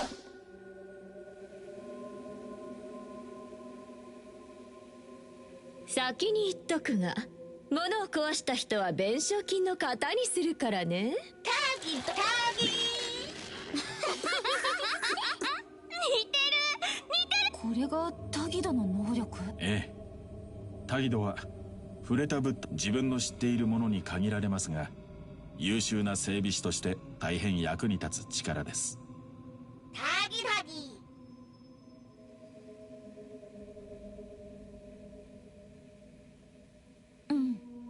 確かにすごい。よし、調査を続けようか。さっさと解決して帰りたい。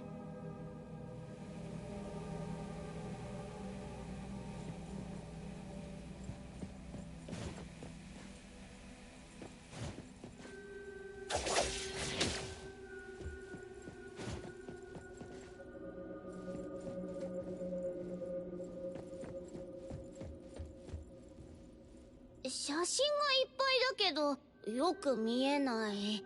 足の目が悪いんすか？ここは写真館。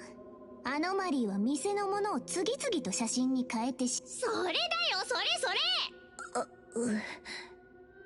タキット。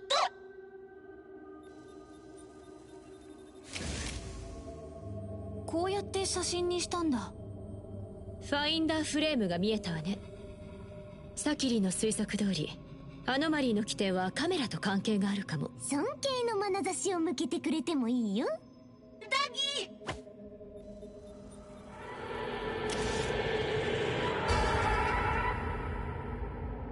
みんな怪我はないようです。攻撃の気配を。まだ私たちを神人間に変えるほどではないみたいだが、慎重に行動しろ。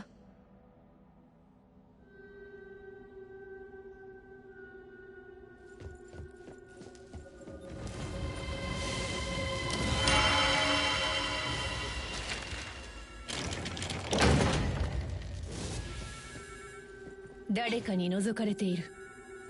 深夜に鳴り響く着信音、姿の見えない客。ナナリ、それを今言うな。強制型のイクロ。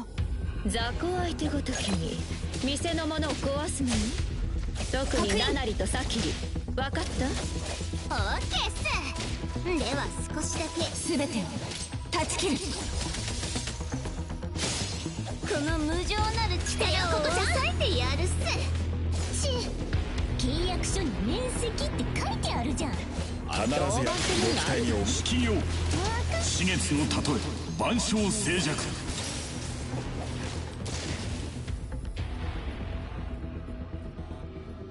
カメラを探せばいいだけでしょ。信じて。それならうちはこっちを探すから。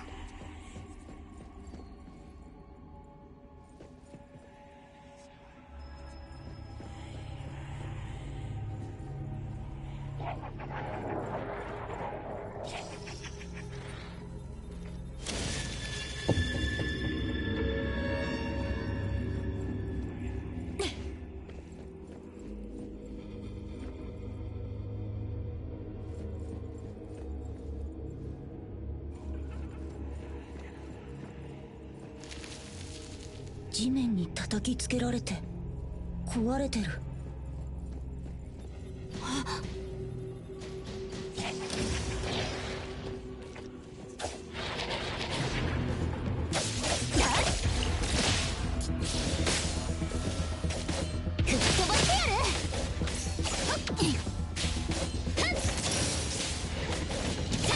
しっかり立ってて。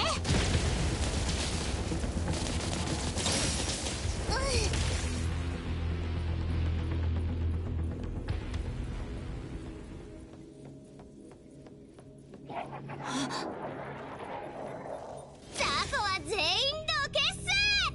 あれ、消えた。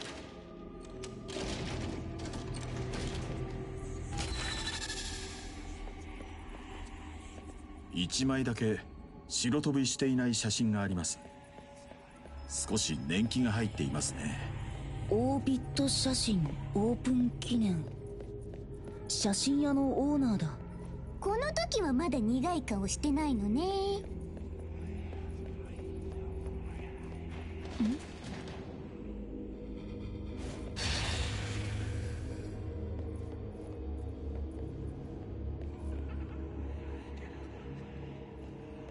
来た。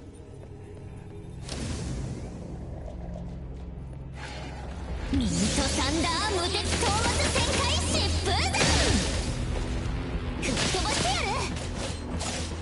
壊れたカメラしかないから何もわかんないよ。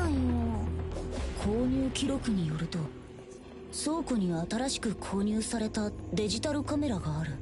あっちに何か手がかりがあるかも。へえ、あの文字読む人って本当にいるんすね。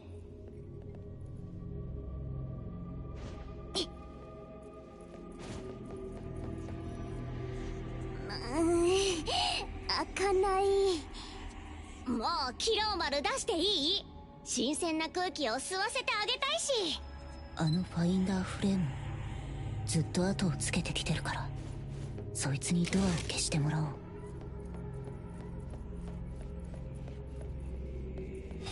うわー！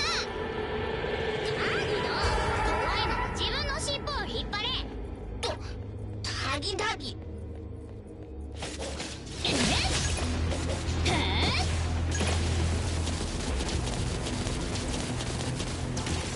っかり立ってて。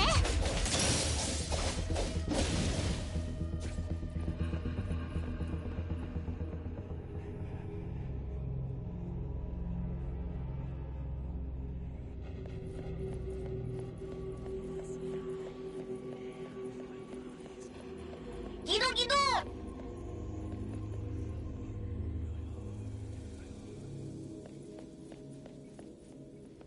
新しいデジカメは全部ここにあるみたい。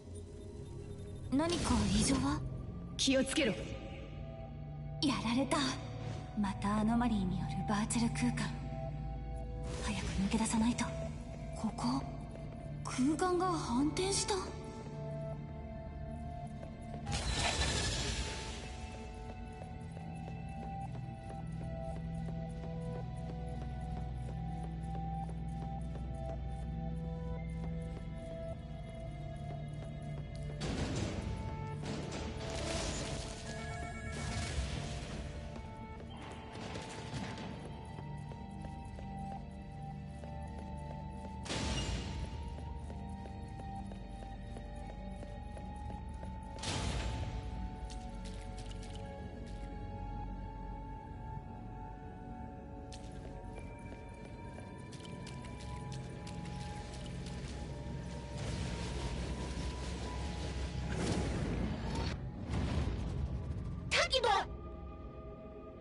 大丈夫か？うん、特に危険はなかった。フレームに捉えられると別の空間に行っちゃうみたい。さっき棚にあったカメラ全部消えてる。ずっとここにいたのに、いつの間に。くそー、手がかりがなくなった。3階へ行きましょう。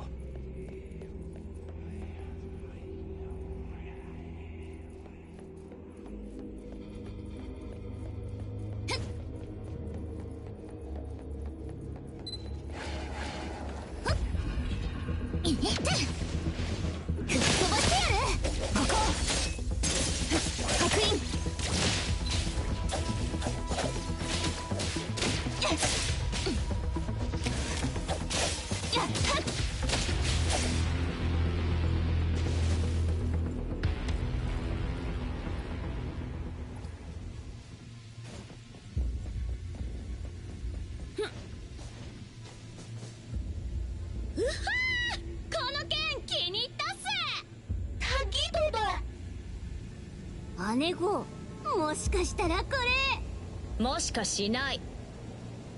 ひどい。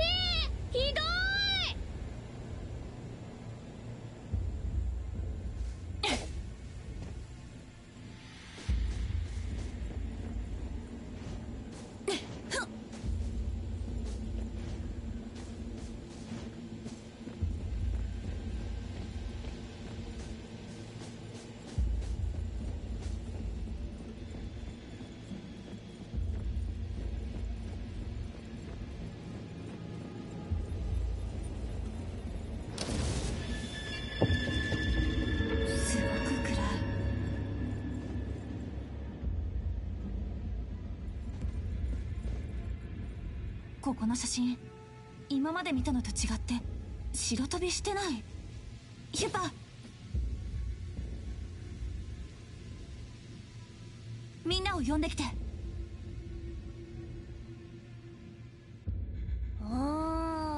確かによく撮れてるっす。こんな暗いのにこんなはっきりした写真を撮れるなんて。犯人はこの部屋だ。なるほど、なるほど。ところでこれまでの手がかりから一つ。おお、アドレー探偵の番ね。これまで私たちが見てきた写真はほとんどが白くぼんやりとしていました。しかし暗い部屋にあるこちらは鮮明で白飛びもしていない。これはフィルムの。フィルム？先ほどのオービットの回転記念。最近は使う人がめっきり減りましたね。フィルム。それなら他の部屋の写真とのノスタルジックなアノマリーだな。地下室の鍵を見つけたけどまだ調べてないよね。真っ暗な地下室。アドレーが言ってたフィルム。はい、そうかと。おお、真相に近づいたギド。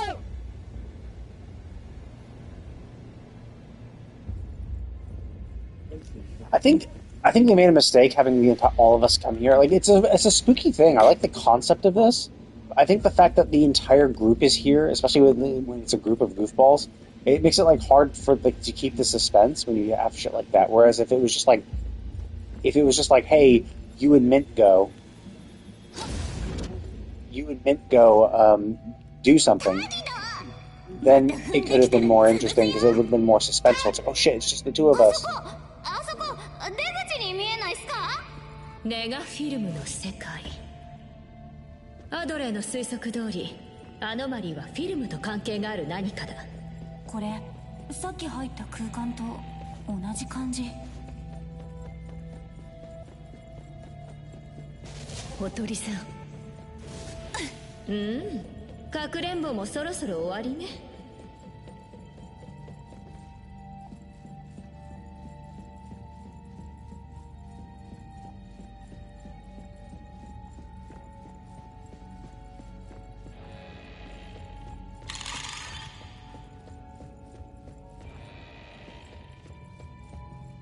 Like, and that's the thing is that like this is like really spooky and interesting. It's like I think it just would have been better if they only had like if it was only just you and Mint, and so you didn't have like people like calmly assuring you, oh no, let's do this and that. I think just the two of us, you know, maybe getting scared just by ourselves type thing would have been much more compelling. アノマリーの力が最初の時と比べて強まったのかも。気をつけろ。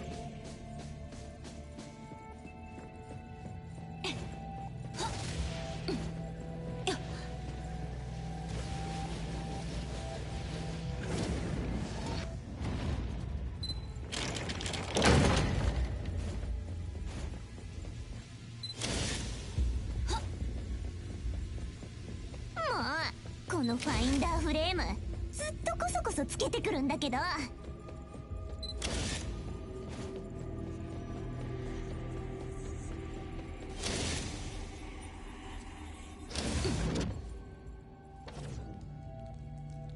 またすか？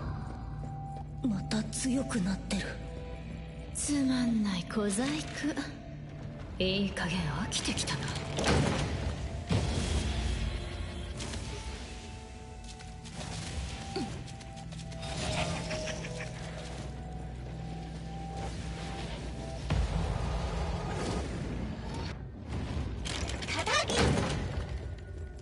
地下室へ。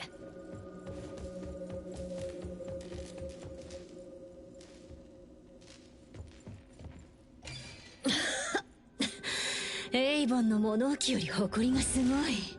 ずっと放置されてたようだ。フィルムが使われなくなり、暗室に行く必要もなくなったのでしょう。だけどうちらが読んだ漫画覚えてる？もしかしたらこの下にも頭や足の生えた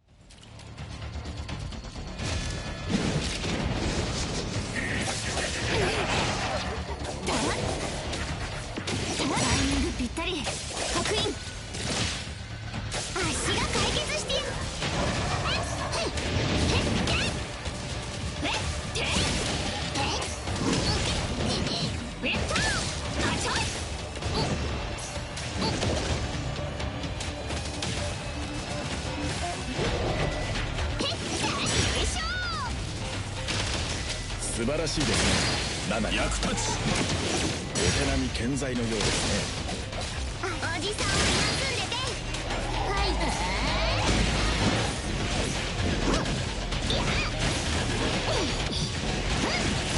うせ当たらないよ。ひとひざみ。足が解決してやるっす。相棒、あっしらの出番っす。もうへでもないっす。争いに意味はありません。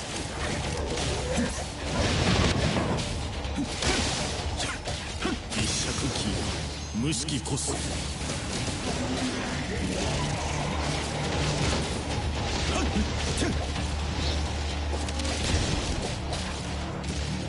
信じて。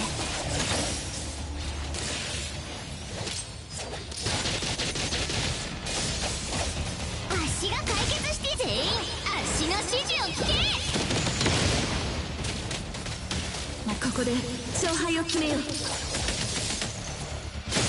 おバカさんに避けられるかな。降臨。素晴らしいです。大執着なく五運開封なり恵妙。おじさんは休んでて。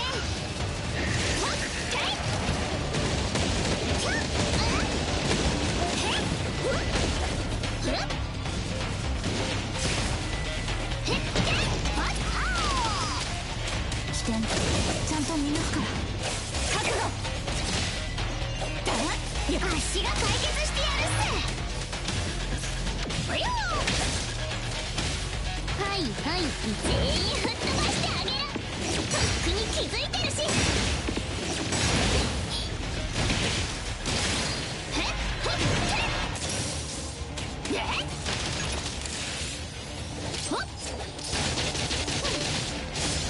相棒、あっしらの出番っす。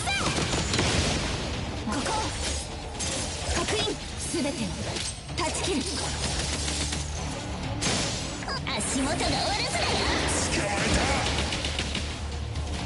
えコリンスファミリーの絆。た。一尺キー無式コス。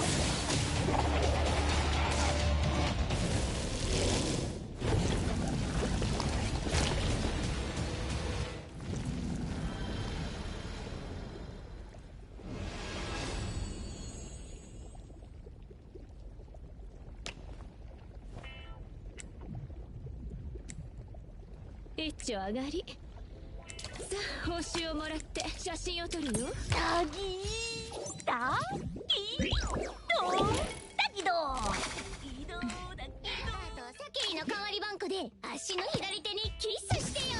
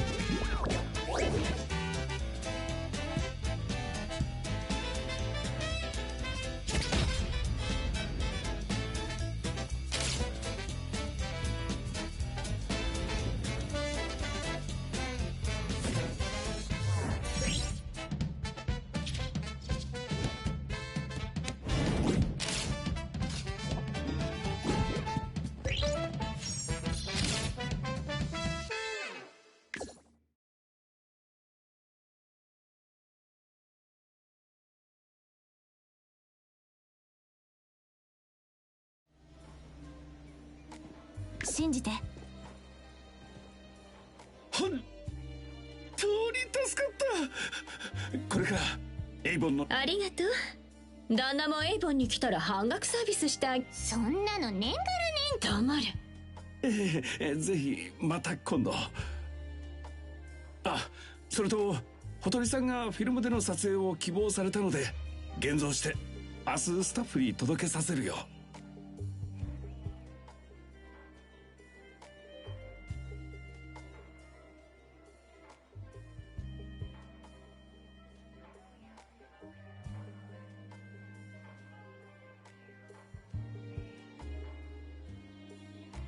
よろしく。じゃあ今日はこれで。いや、ありがとう。バカ正直な店主。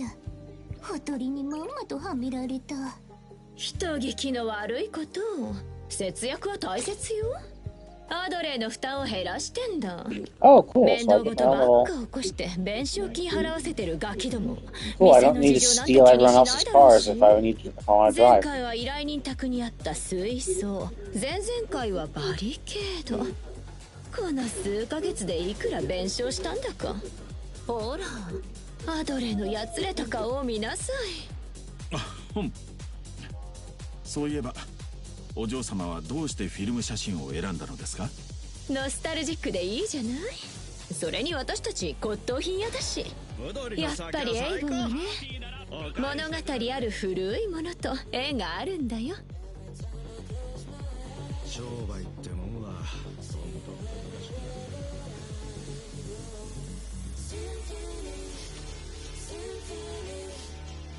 くない。お疲れ様。みんな今日は早く休みな。予感がする。これからエイボンはどんどん忙しくなるぞ。そのセリフも何度目だろうね。タギド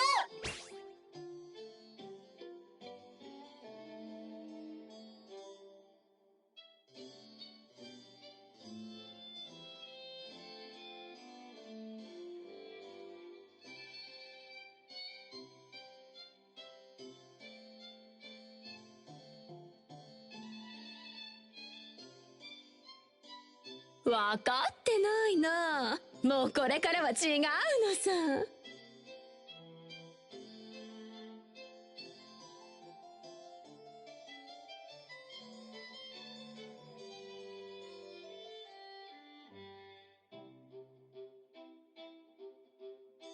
店にお宝が来ただろ。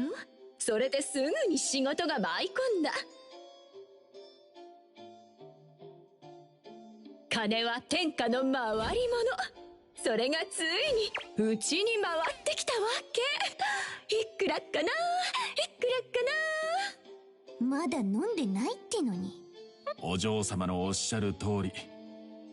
なんかもうプレッシャーかけられてるかも。へへ、新しい。I don't quite understand why like we're supposed to like why that's supposed to be on us, right? Like oh, now that we're here, we can help you. I'm like, what? Like we haven't really done anything. Like we were able to defeat that one anomaly. Oh, I was actually hoping. I wonder if that'd be really cool if each anomaly we do it fills something. Like we actually like store them in various objects around here. So like. Oh, probably not every does. Like if like this is going to glow because that's the anomaly we beat in that would be kind of cool.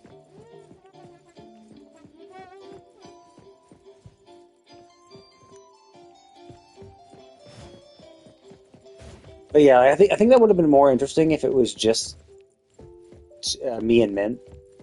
I think that would have been a little more compelling because it would have been like, oh hey, like, it would have been more suspenseful. I think the fact that all of us were there, like it's fine if you. Like, and if you want to have like all of us fighting and shit, then what you could have done. Oh, I see. He was speaking. Like, yeah, like you can get some free shit, so that's kind of cool. It could have been like Mint and I were like going off and doing most of the shit, and then we finally like meet back. Like maybe we all went our own way to investigate. And then we finally like met up in the basement. We all met up in the basement and did that final fight. Because I think that would have been a little more suspenseful and more compelling. But still, it was pretty interesting. I think it is really interesting, this whole anomaly thing. That it gives you a lot of leeway to do some like crazy interesting things, or like Genshin's like in the real world. Like there is this world. Everything kind of has to fit within there. It can't do anything super crazy. Honkai Star Rail is not as restrictive because like there's so much crazy shit in Honkai Star Rail universe. You could do a lot of crazy shit, right? And at the end of the day, if you want to do something super crazy, there's the simulated universe where it's like, no, this is just purely a simulation. So you could just get away with anything by saying, hey, we're going to be in a simulation now. As part of the simulated universe. And so that's kind of like what these anomalies can be, where it's like, yeah, sure, it's an anomaly. You're being taken to it's basically a ghost, so you can get all this like crazy shit, and I think that gives a lot of freedom, a lot of potential freedom for the world, because it allows you to like do some really interesting, crazy quests and bosses and all sorts of shit. So like so far the bosses have been pretty interesting. Fighting the television dude. Fighting the television head when we were shrunken, fighting that boss. I mean, I think this game definitely has a lot of potential. I just think the tone is a little too silly with these characters. I think it's a little too early for all of this. I think it should have been like Mint and I for a bit, doing like some investigations before we finally came, like maybe we got out of there, like maybe as we were leaving, they tasked us with something to do, and so we had to go do that, and it would have lasted for a little bit before finally coming back here. So like we would have gotten a little more, like we've gotten a little more of an introduction with Mint. We would have done some more serious like anomaly stuff before finally having this whole, oh okay, now we're gonna have all the other characters and shit.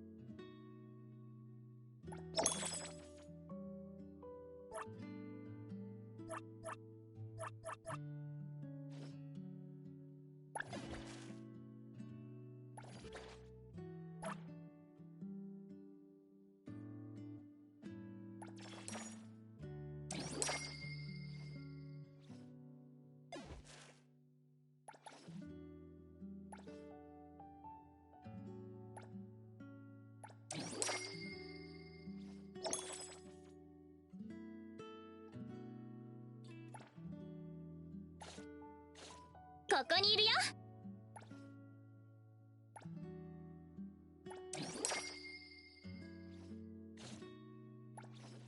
誰かがこのハニヤの名前を呼んでおるな。一緒に遊びに行く？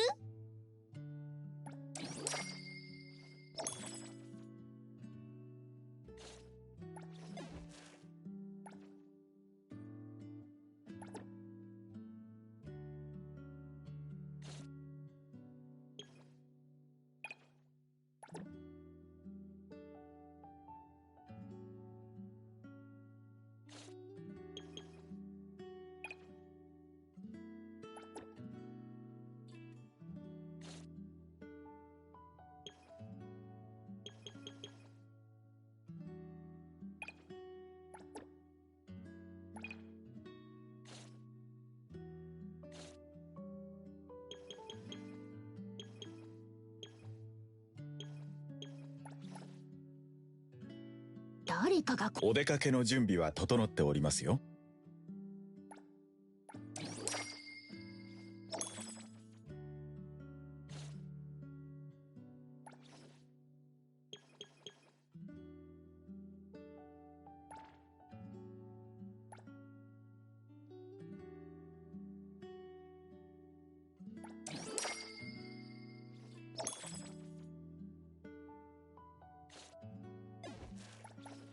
こにいるよ。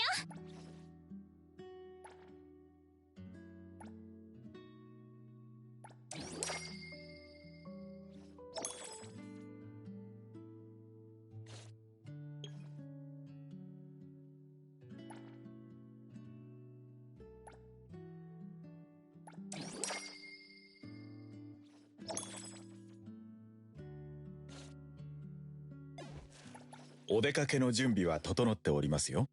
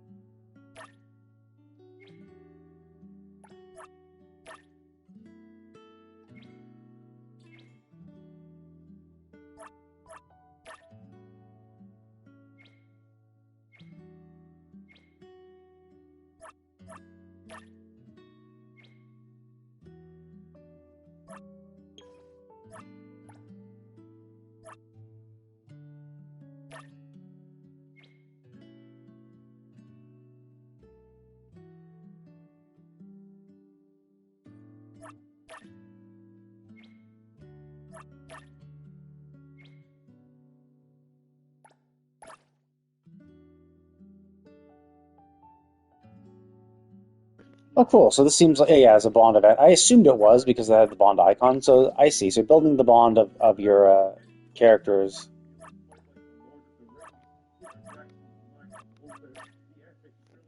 Building the bond allows you to do little events. I mean, it seems like it's definitely more interactive. And there's kind of a point in learning a little bit more about these characters and being able to do more with them as you increase their bond.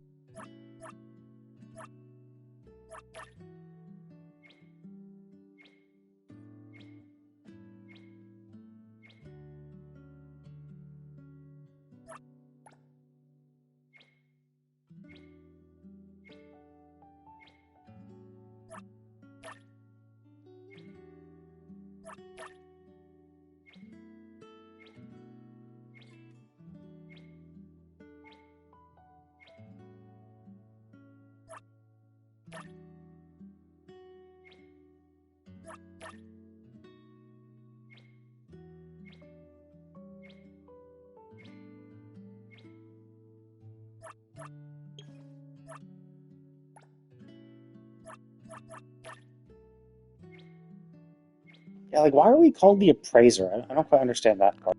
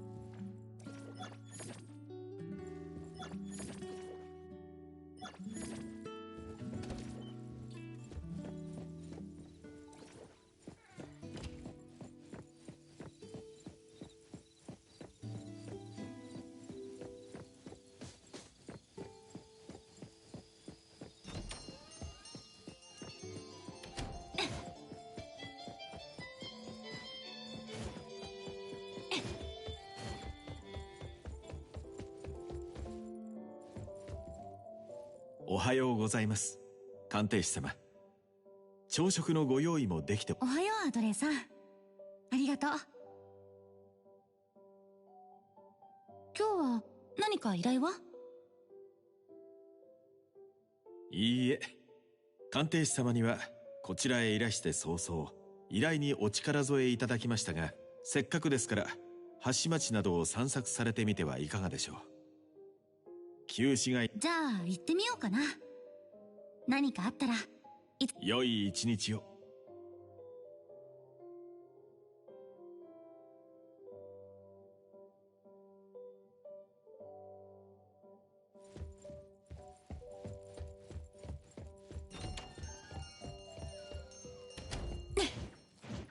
ちょうどいい角度ね。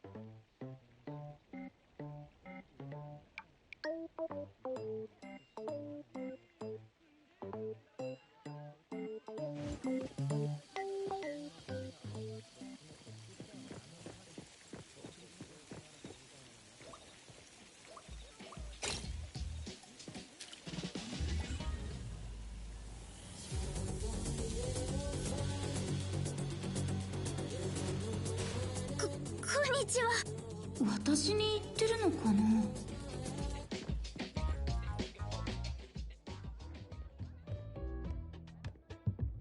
こんにちは。私はチーと申します。こんにちは。銀行口座をお作りになりませんか？口座？ごめん、今はいらないかな。違うんです。ちょっと用事が。5分だけ、いえ2分、1分だけください。ちゃんとご説明しますので、よろしいでしょうか？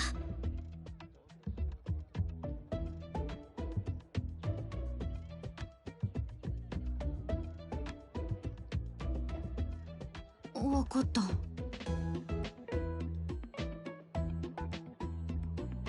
ありがとうございます。それでは改めまして、育休銀行行員番号018888がご案内いたします。私のことはチーとお呼びください。これよりご案内いたしますのは、現在ドボルザーク家とヘテロシティ市政課が共同で実施しているヘテロシティ新市民応援キャンペーンについてです。このキャンペーンはアノマリーの方々を含むヘテロシティで生活を始めることになった皆様が一日も早くこの街での暮らしになれ、共に街づくりに参加していただくことを目的としております。そのため参加の度合いに応じて相応の報酬をお受け取りいただける仕組み、つまり当校で口座をお作りに。結局そこに行き着くのね。もちろんいや、でも口座はやっぱりこれは私の社員証です。肉球銀行の公式サイトを見ればご確認いただけます。そうね。あと私作るよ。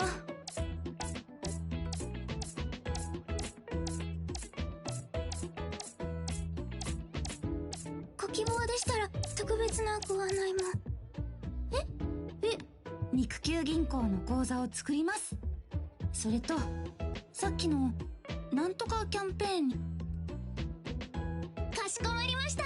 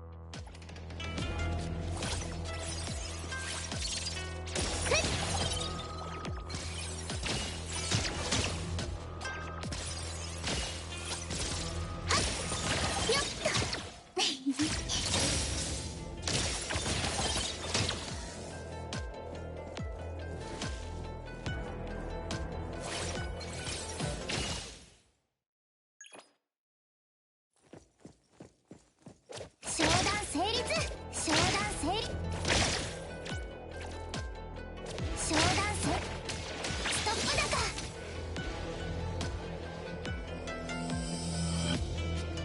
はい。うわっ。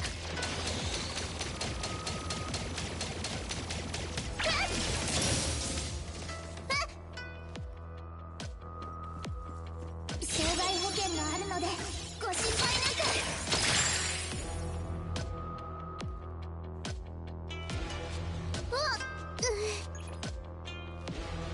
商談成立。買い増し。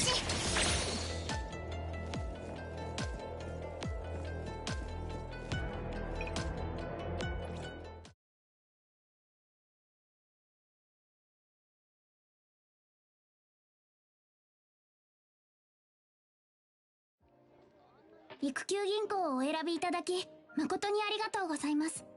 お客様の大切な財産は一ファンスでもラードーン様が責任を持ってお預かりします。ご安心くださいませ。ヘテロシティでの生活にいち早く馴染んでいただくためにも収入を得ることが重要です。新たに市民になられた方が手早く得られる方法として即日払いも可能なアルバイトで空場宅配のような仕事がございます。もちろんご自身でご商売をされるのもいいでしょう。ヘテロ先ほどお客様の Okay, so yeah, this is be the interesting thing. So you can buy multiple places. So I'll be curious to see how the money works. Like, I don't think it'll be as compelling as Enfield.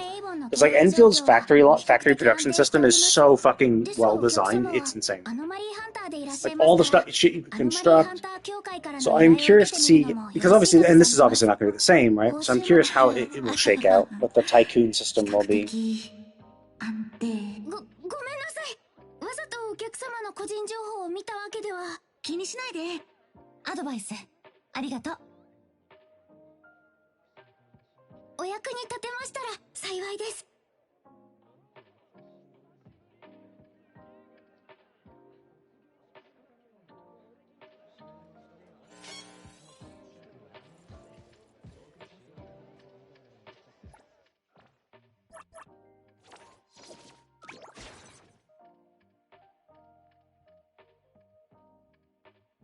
Yeah, so like property I get at Tycoon 5, so it's like, okay. Like that's interesting. I don't like I have money. What current level of different what benefits? Oh, I see. I need to do this. Got it.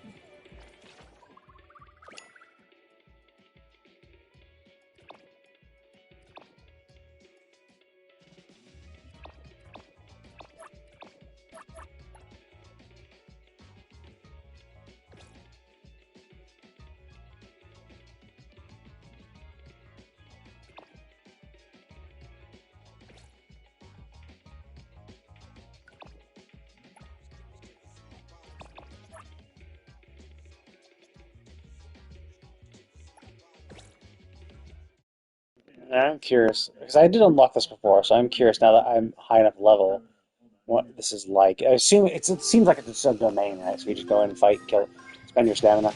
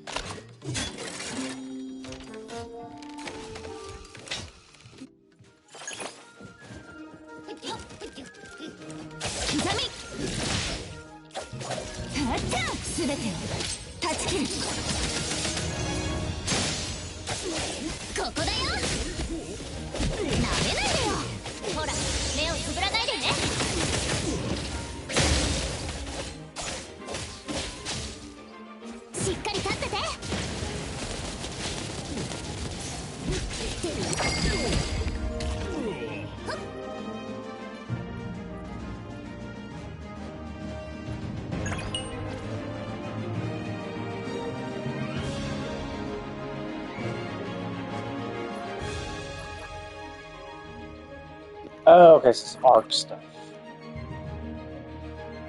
Golden Age Butler? What the fuck is that?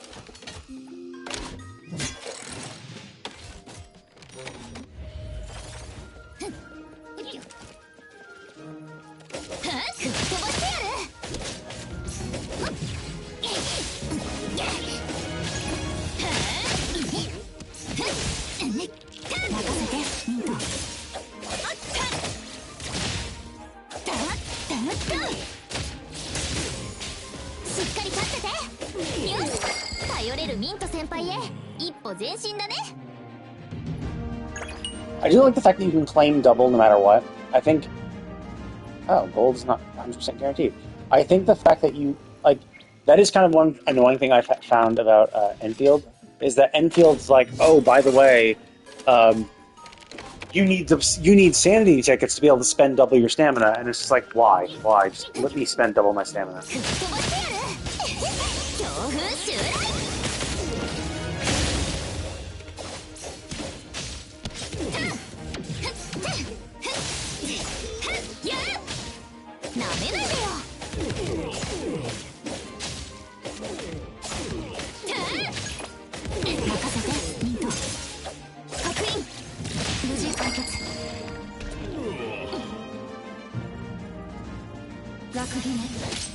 Oh, look.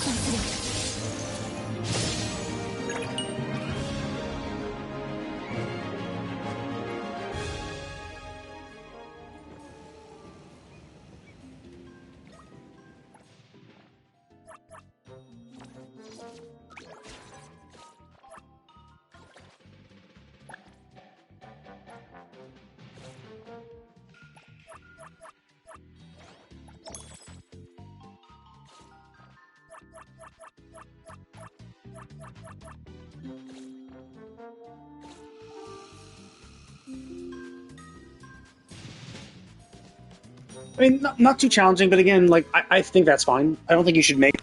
This is obviously a farming thing. You shouldn't make stuff you have to farm daily super challenging. It should just be mostly fun, silly little shit, so I think that's fine. I think the ability to spend double stamina by default is great.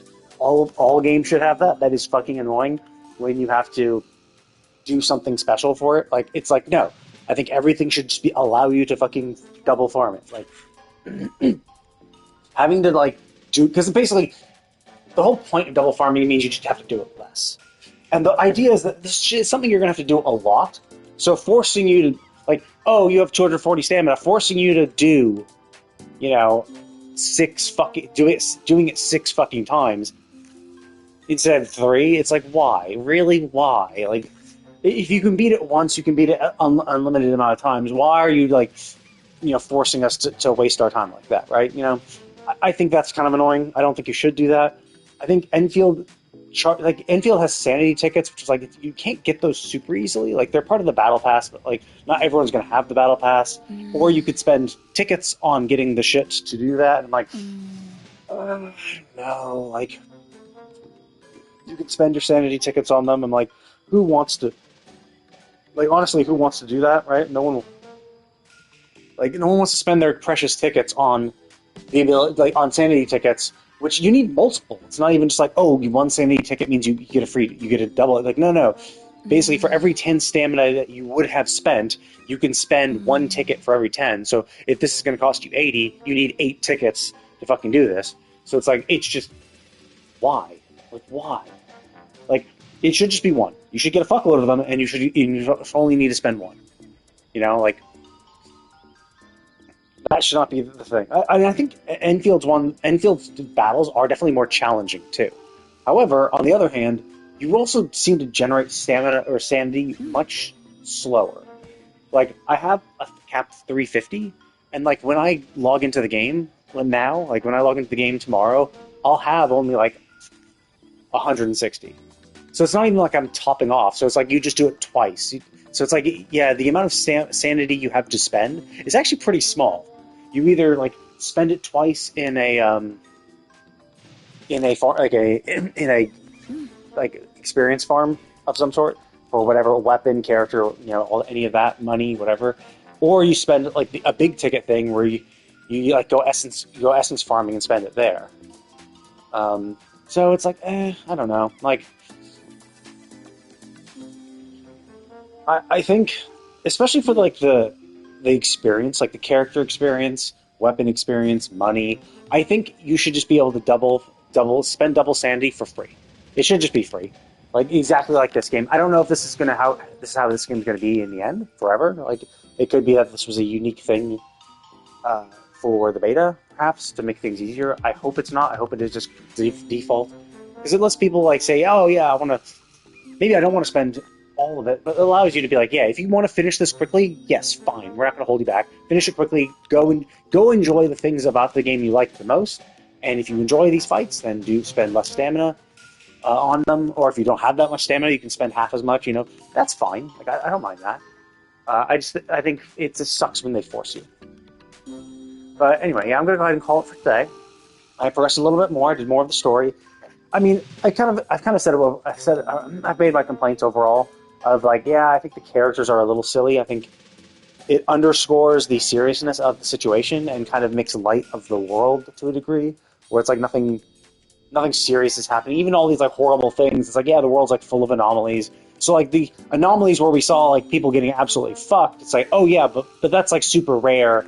That's rarely happening. All these other ones are just silly little things you can just like finish easily, and there's children helping you out and stuff like that. And even though that's like the setting for the camera one was so interesting, where it was like, oh wow, like it has this very horror vibe, and then like that whole vibe and tone was just undercut by the fact that like you were dealing with children, and you had the entire group there, kind of like rationally discussion, like even after like some serious spooky thing happened, you'd have them like either have the characters themselves do something sillier, which is like, okay, well that ruins the mood, or you have like the adults basically reason it out, so you're just like, oh well, it's not so scary anymore now that you kind of explained it type thing, where it's like, okay, well that's not like, yeah, I mean, as I said, I think it would have been a much more interesting thing if it was just like Mint and Mint and the main character doing that shit, where we could have like gotten scared, like the characters themselves could have gotten scared,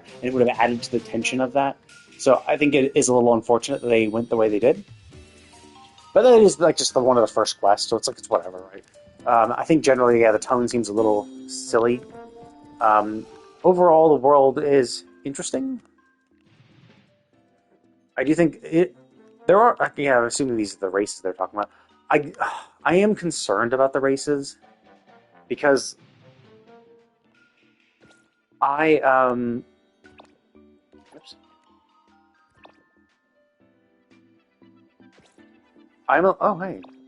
they appeared there too. I'm a little concerned about the races, because like I've driven around a little bit, and it's not super convenient to drive. It's not like, I don't know. Like racing in games like this has always been kind of like hit and miss. So I'm not sure how it'll shake out. But it is interesting. I think the car system is pretty interesting. I like you get a vehicle, because I was just basically robbing people and requisitioning their vehicles. So I do like that I can actually now have my own. So now I don't need to rob people. But I am concerned that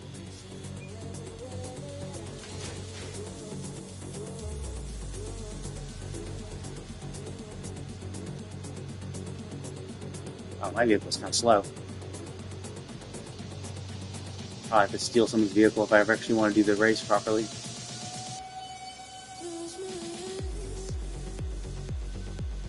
So, generally, I think the world is interesting. Like, I think it's well designed for the most part. I just think the problem with an urban setting definitely leaves a lot of like empty, meaningless space, where it's just like, yeah, there's just going to be streets. The streets are going to be empty, even like with people and cars and stuff. It just feels kind of lifeless. Like Cyberpunk definitely had like fuckloads of people. Like, and I'm like not expecting it to be Cyberpunk, but like if you don't have that level of like shit, well, it's a nice way of tracking it, having that little thing on the road.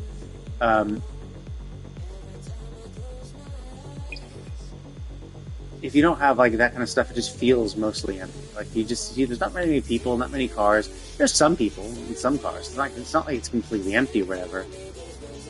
But also, it's still kind of like,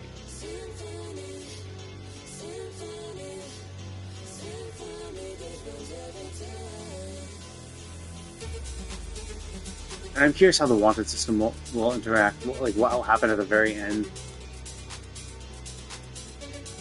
But, yeah, I'll continue to play it. I'm curious how it will shake out.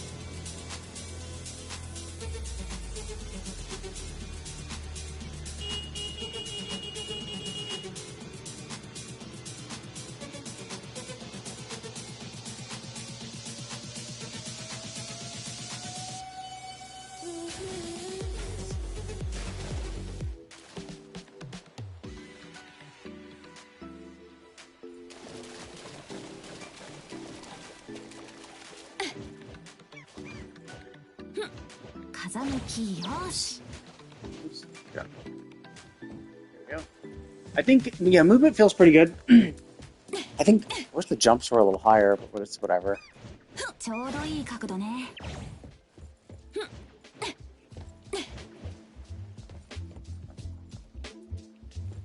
I just think there's not enough people. Although maybe that's going to be something added later, because that does seem like something you'd add for optimization. Like once you got the people who work, and once you got everyone who works together, they have to have some people. So basically, all they need to do is like just replicate this and add fuckloads more to make the thing more lived in. But yeah, just generally, climbing kind of sucks. Climbing seems to take forever. Like if I want to get up that building, it seems to take forever. Now maybe that's something that happens later. Like maybe we get a better wall climbing ability, because I definitely did see some of the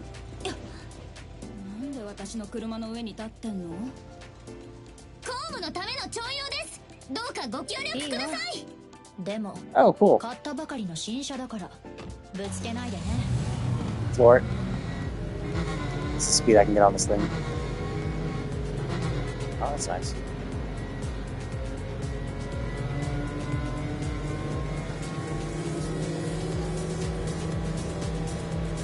Oh, fuck. Oops. Yeah, that's the other thing, too, is the inability to, like, damage some objects. So, I mean, the same thing happened in Cyberpunk, too. Some things you can destroy, some things are just basically, like, you just run into them and have no momentum. And, like, there's no damage on the car. Like, you can kind of tell there's a little bit of damage there, but, like, generally, there's, like, just no car damage. Like, can't crash a car. What was I saying? Get over, asshole.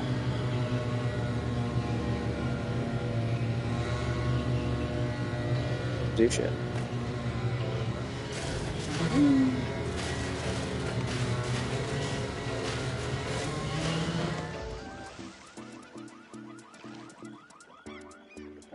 Spears. Oh, well, I'm good.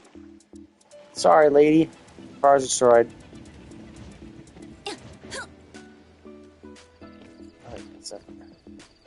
Yeah, see, like, you can do wall running, which is kind of interesting.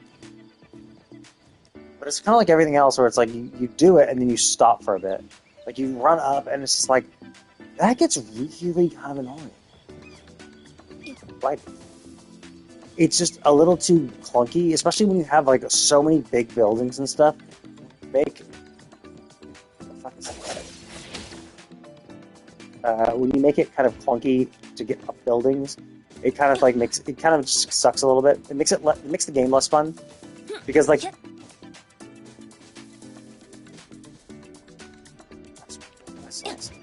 right about that. Okay. It makes the game a little less fun because like it basically just means you have a lot of dead space where it's just like, oh yeah, you can't really do anything here. You're kind of stuck, unable to do anything because. Like, you just have all these, like, big buildings and stuff, and it's like, well, then they're just, like, just blocks that are in the way. So, it interferes with your exploration. It interferes with your exploration.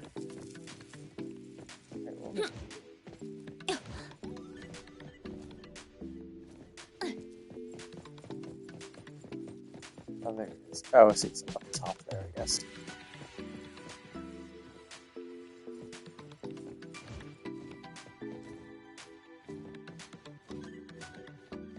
Like, you use stamina, I'm kind of curious. So there is fall damage too, so you can't just like.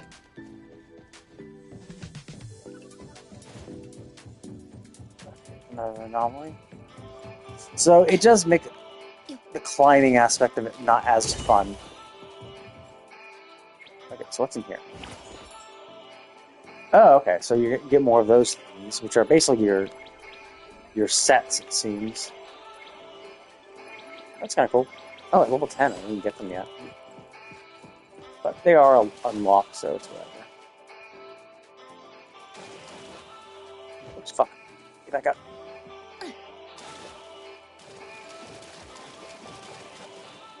But, I mean, definitely, the world does look pretty cool. Like, I think they've designed a pretty cool city. I just think the problem with urban environments is, look how empty it looks. Like, there's, like, no one down there. There's just nothing. It feels, you have to kind of have it filled with people. Cyberpunk had a fuckload of people. You just need people. Like, they don't have to be, like, super well designed or whatever. You just have them walking from place to place. Just design, like, a set schedule. And it could be like, oh, well, maybe I'm too high up, and so maybe it's just, like, a render distance thing, but, like, yeah, sure, I guess, yes, I guess there was some elements of that. But now there are people, but, like, barely any people. Generally, there's just not much to explore. Like, there is stuff to do. Like, as you can see, there's a camera thing up there, there's a bird thing over here, there's a crime thing over there, but, like, there's, like, a huge, big fucking open space, and there just isn't much to do in it. You just kind of are going to one objective to the next that you see on your mini-map. You're not really discovering anything. You're just kind of seeing, like, oh, there's a thing on my mini-map. I'm going to go to it because there's a thing there. Whereas, like, other exploration games are like, no, like, you don't need to be told on the mini-map, oh, there's a thing to do here. You just see it and then go to it. And so it's a lot less there's a lot less of a feeling of exploration, which is a little unfortunate. So, and that's the other kind of problem with urban settings like this, is that, like, how can you explore with these buildings in the way, right? Like, obviously, I can't even see one block away because there's that fucking building in the way. So if there's a chest on the other side of that building, I wouldn't be able to tell, right? So, like, therein lies the kind of the tough thing, is that you just don't know. I've been playing for 3 hours. 3 hours, yeah. Yeah, I was thinking about stopping it, right? But yeah, it makes exploration. It makes it like, even when you do explore, there's, like, nothing around here. You know, like, there's nothing to loot. There's no loot to get. Like, there's fun stuff around. Like, you can see some. Oh, hey, there's some more things to destroy. Take that.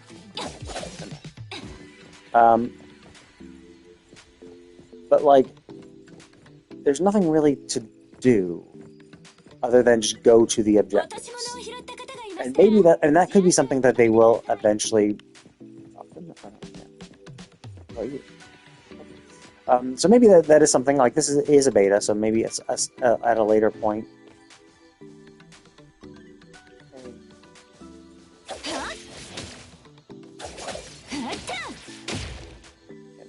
Okay. Maybe that is something that's going to happen later. Like, maybe later they're going to have more shit to do. Maybe they're going to put more stuff on the world and stuff to make it more compelling to do. And, I mean, that's cool. Like, the particle effects is insanely good. Like, I think it has the framework to be really good, but I just think it is a little unfortunate that you made this huge, big city and it just feels so big and empty. And it just feels like there's nothing to explore. Like, there's no reason for me to explore, like the normal way of just going out and exploring, because it's just so big. It's so big. So, like, if I want to track this, right? It's not that. God damn it. Why is everything else? Okay, there we go. So, if I want to track that, that's 700 meters away, right? And that's the closest thing to me. That's the thing that will open up this zone. It's a huge distance away, and there's not much to do, right? Like, this doesn't seem like the city is super huge. It's gonna be like that unlock, and that unlock. So it seems like this is the extent of the world at the moment, but it still is a huge distance to cover. Oh, it respawned. That's kind of cool. And there's just like no reason to do it beyond just doing it. Like, you're just doing it to do it. And there's no real reason to like explore, because it's like you might as well just. It's one of these things. It's the same reason why I kind of dislike the fact that Wuthering Waves is doing mounts, is because it's just so big and empty. Oh, hey, can I buy a car? It's just so big and empty. It feels like the only thing you're supposed to do is just get in your mount and. Can I buy? Are you? Where's the? Oh, there we go. It just makes it feel like. So I can't buy yet. Yeah, it's whatever. It just makes it feel like. I mean, the fact that you can go in buildings, cool. It's just like there's nothing to do. There's nothing along the streets. There's nothing. It's just like you run around looking for the stuff on your minimap, which just kind of further encourages never walking anywhere. It's like it's just so big that the idea is you just get on your mount. You get on your mount. You drive away. You drive to the objective, and then when you see something on your minimap, you get off your vehicle, go do the objective, and then get back on your vehicle. And that just doesn't really feel like exploration. It just feels like, oh, okay, you're just doing it just to do it. It's like, yeah, I'm just doing this. I'm unlocking this just to do it and unlock it, rather than like a sense of accomplishment or a sense of exploration. Right? There's no real need to explore because all the things that you can get are clearly marked on your minimap. So there's no point. You just stop when you feel. You stop when the game tells you, oh, there's something over there. It's like, oh, okay, it's less enjoyable. That's cool. I like the fact that you do a dive rollout. So they have the same like percentage sign of stuff. So it's like, okay. It just, I don't know. Like, I think that's one aspect I just don't particularly care for. It's not bad per se. Morning reading, cool. But it just makes the world feel big and empty. When like there's nothing really to do elsewhere. Like there's no real point in running around. It's just like finding the things on the minimap and that's it. There's no real other reason to explore. Because there's nothing else besides what's on the minimap. The only things to get are things clearly shown on your minimap. So there is no exploration. It is just, no, you just like go, you find this and you're done, and then that's it. I do like the fact that there's a lot of quests though. And then like there's also like all the teleporter spots. Like this phone booth, these are phone booths that teleport around the fucking place. So it's like, each one of those things is a phone booth to teleport. The little gateway things are also things to teleport. So it's like you unlock all these things, and it's like you're just like teleporting to various locations just so that you can get in your car and drive around to explore shit. And I'm like, not a huge fan. I like the thing I like about these big open world games is the exploration aspect of it. And I think one other like it's not a huge thing because I'm not a huge action combat thing, but like Genshin's like there's always enemies all around the world. Wuthering Waves, enemies all around the world. Enfield, enemies all around the world. There's constantly things to do, either things to find or things to kill. Whereas because we're in an urban setting, you're just not going out and killing everybody. You can actually attack them and increase your wanted level, but like there's no enemies to go out in the world and kill. Now, to be fair, that dice next to me is an enemy to kill. Right? If I go to that dice, there's going to be some enemies next to it. I kill them, and I get the thing in the dice. Okay, so that's basically a treasure chest with an enemy that's guarded by an enemy. But like, they're few and far between. Like, there's not like a ton of enemies. There's tons of stuff to do on the street as I'm going around. Like, I can kill random anomalies and stuff, and which makes sense because like that would be crazy if the world was filled with anomalies. But definitely, it does make the world feel more empty because you're doing less in it. Like, you're just, getting in your vehicle, zipping farther away, getting out, getting the thing, moving on, right? Whereas in Genshin and Wuthering Waves and Enfield, you're you're moving and you're barely getting 20 feet before you can see the next thing to do or kill, right? Oh, I found, especially in Enfield, where it's like, I found a lot of resources to gather. I found enemies to kill. I found, chests that I hadn't found before. Genshin's somewhat similar too, just not as many like resources because you don't construct as much stuff, but still, like there's plants to pick up, there's enemies to kill, there's treasure chests to find, like there's things to do.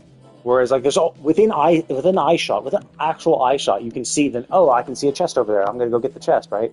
Whereas this game just doesn't have that.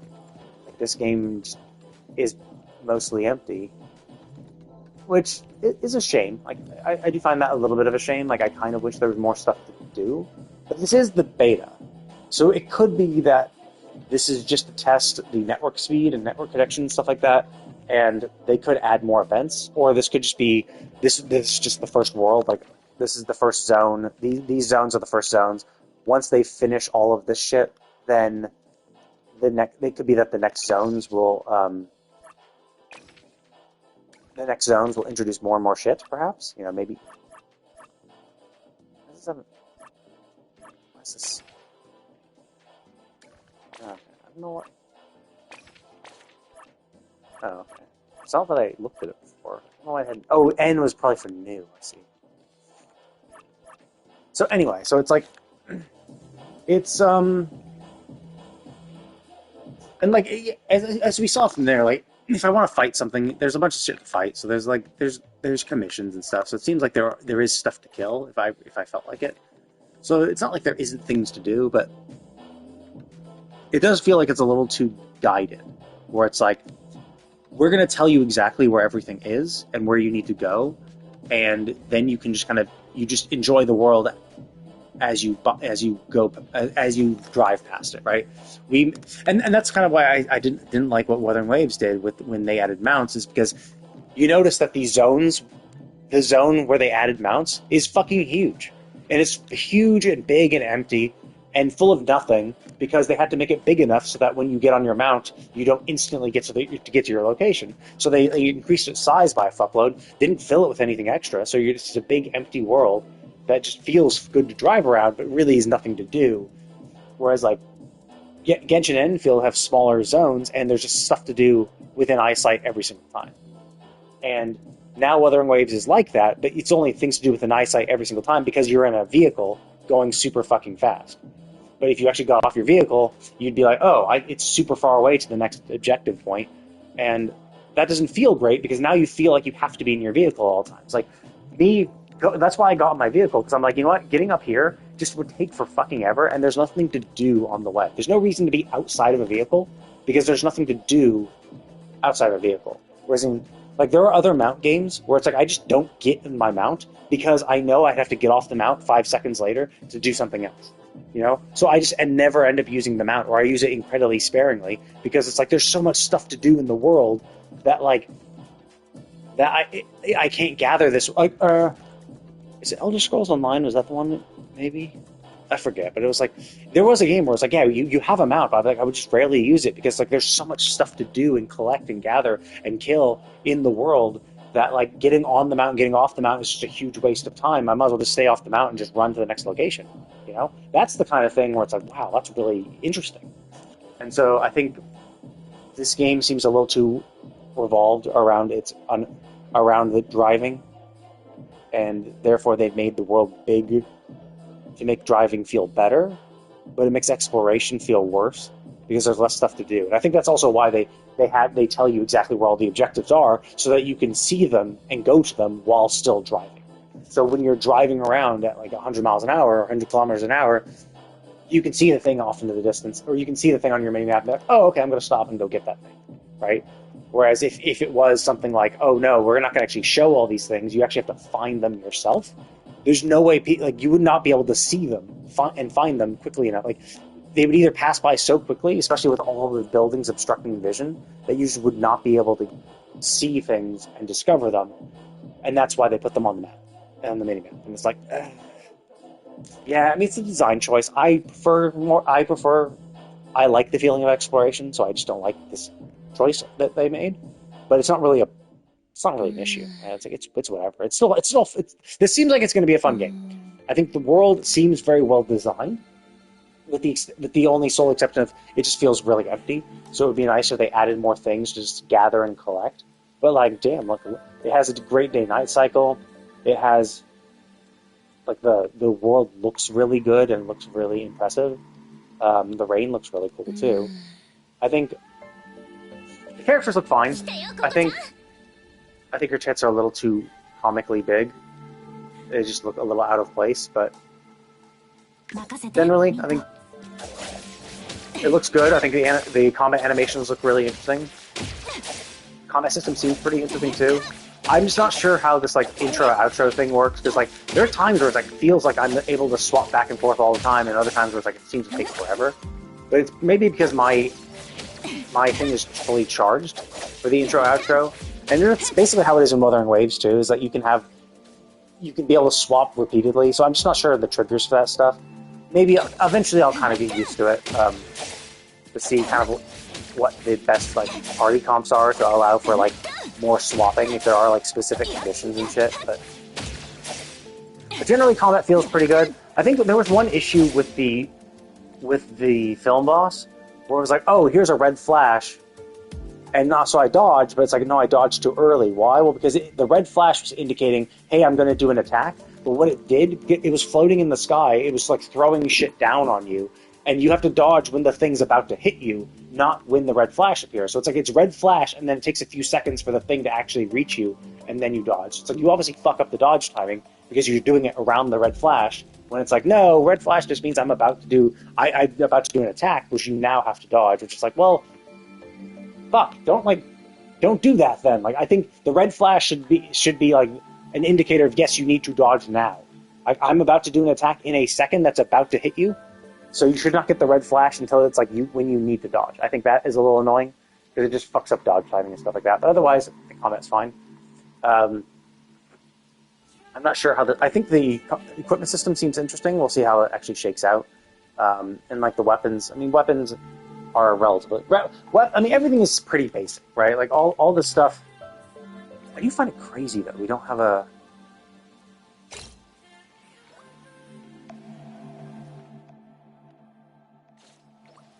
I find it crazy we don't have so many things already on our hotbar.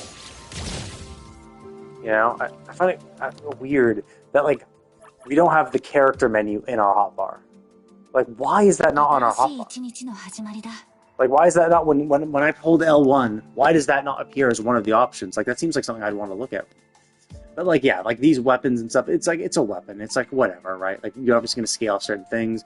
This stuff is like, okay, cool, you're going to get these bonuses. Sure, right? That's pretty basic. All this stuff seems pretty basic. So...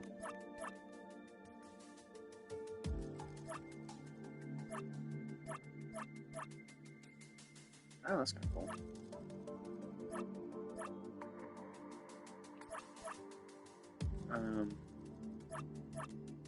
But yeah, like, I mean, it's very. I wouldn't say generic, but like, it is kind of like it's like a lot of gacha games have like the like the way they've done this seems interesting. Where it's like it's the thing in the center. It's the circle-y thing, the cartridge in the center that determines what the set bonus is, and then the modules which give you the actual substats. So it's like, oh, okay, so you want to fill it out so that you get as much attack and HP, because it seems like that's all these give. And then this is what actually determines what like your set bonus will be. Oh, I see. Never mind. Oh, you actually also need specific pieces too. It's just that this set happens to need all the pieces that they gave me, and so I was able to put them all in for the full bonus. But realistically, if I wanted to equip this, I would only be able to get a 2-piece bonus because I don't have the other 2 pieces at all. And like, I don't have those 2 pieces. Yeah, I don't have 3 of these pieces. Okay, that's interesting. That will definitely make it more annoying to deal with. And obviously, it seems like these are just whatever, right? Maybe there's a reason to farm these so you can see that the pieces that are required. So maybe there is another one of these set, or like these two, right? Or no, yeah, because they both need the same pieces. So I wonder if each set needs the same ones. Oh, this is HP percent, and this is animal damage. This is incantation damage. Interesting. Oh, that's crit damage. This seems awesome. Anyway, so the point is that this is done interestingly. That's kind of unique. But like, you know, awakenings, so basically constellations, eidolons, all that shit, it's basically the same thing. You know, increasing your skill, basic attack skill, ultimate, and then support skill. That's I think your combo skill. That's, you know, pretty basic. That's kind of interesting. And I guess that's the interesting thing, is it's the life skills that seem really interesting, right? Increases dish prices. So it seems like there's going to be a lot of economic shit involved with this. So it seems like, yeah, you're going to be like, oh, he's at level 2 because I just level up. So it seems like, yeah, there is going to be some like traffic. So it seems like, I think I do remember them saying something like there was going to be like, you're going to have shops and stuff, and you're going to make money like that. So that'll be kind of interesting. I'm curious how that system will end up being. So generally, I would say the game is pretty good. I think the only caveat I think is not great is just the exploration aspect.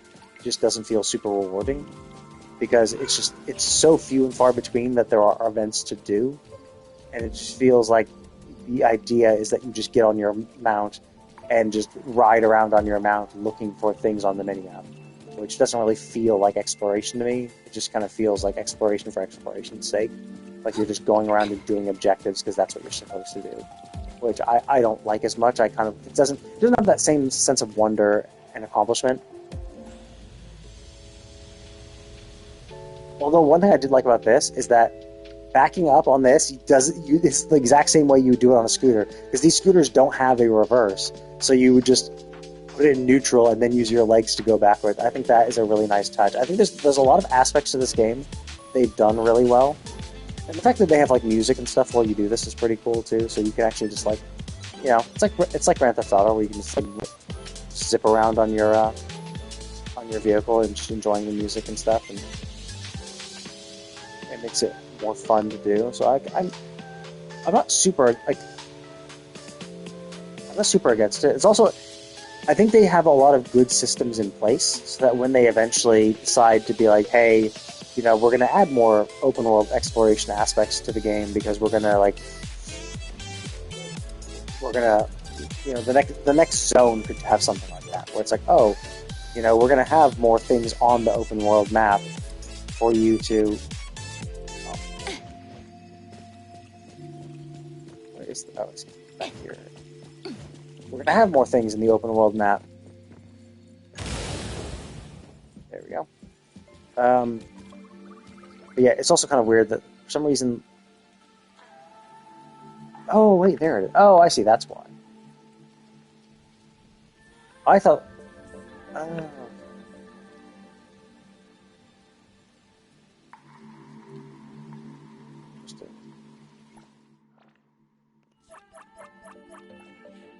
Okay. Anyway, but that's beside the point. So, yeah, generally so far it seems like the game's pretty fun. I'm curious to see what the rest of the story is, if it's gonna take a more serious turn, or if this is just kind of it. It should take a more serious turn, because like there was all that shit in the beginning. So we'll see how it goes. But anyway, I'm gonna go ahead and call it. Thank you all for watching, and I will see you all next time.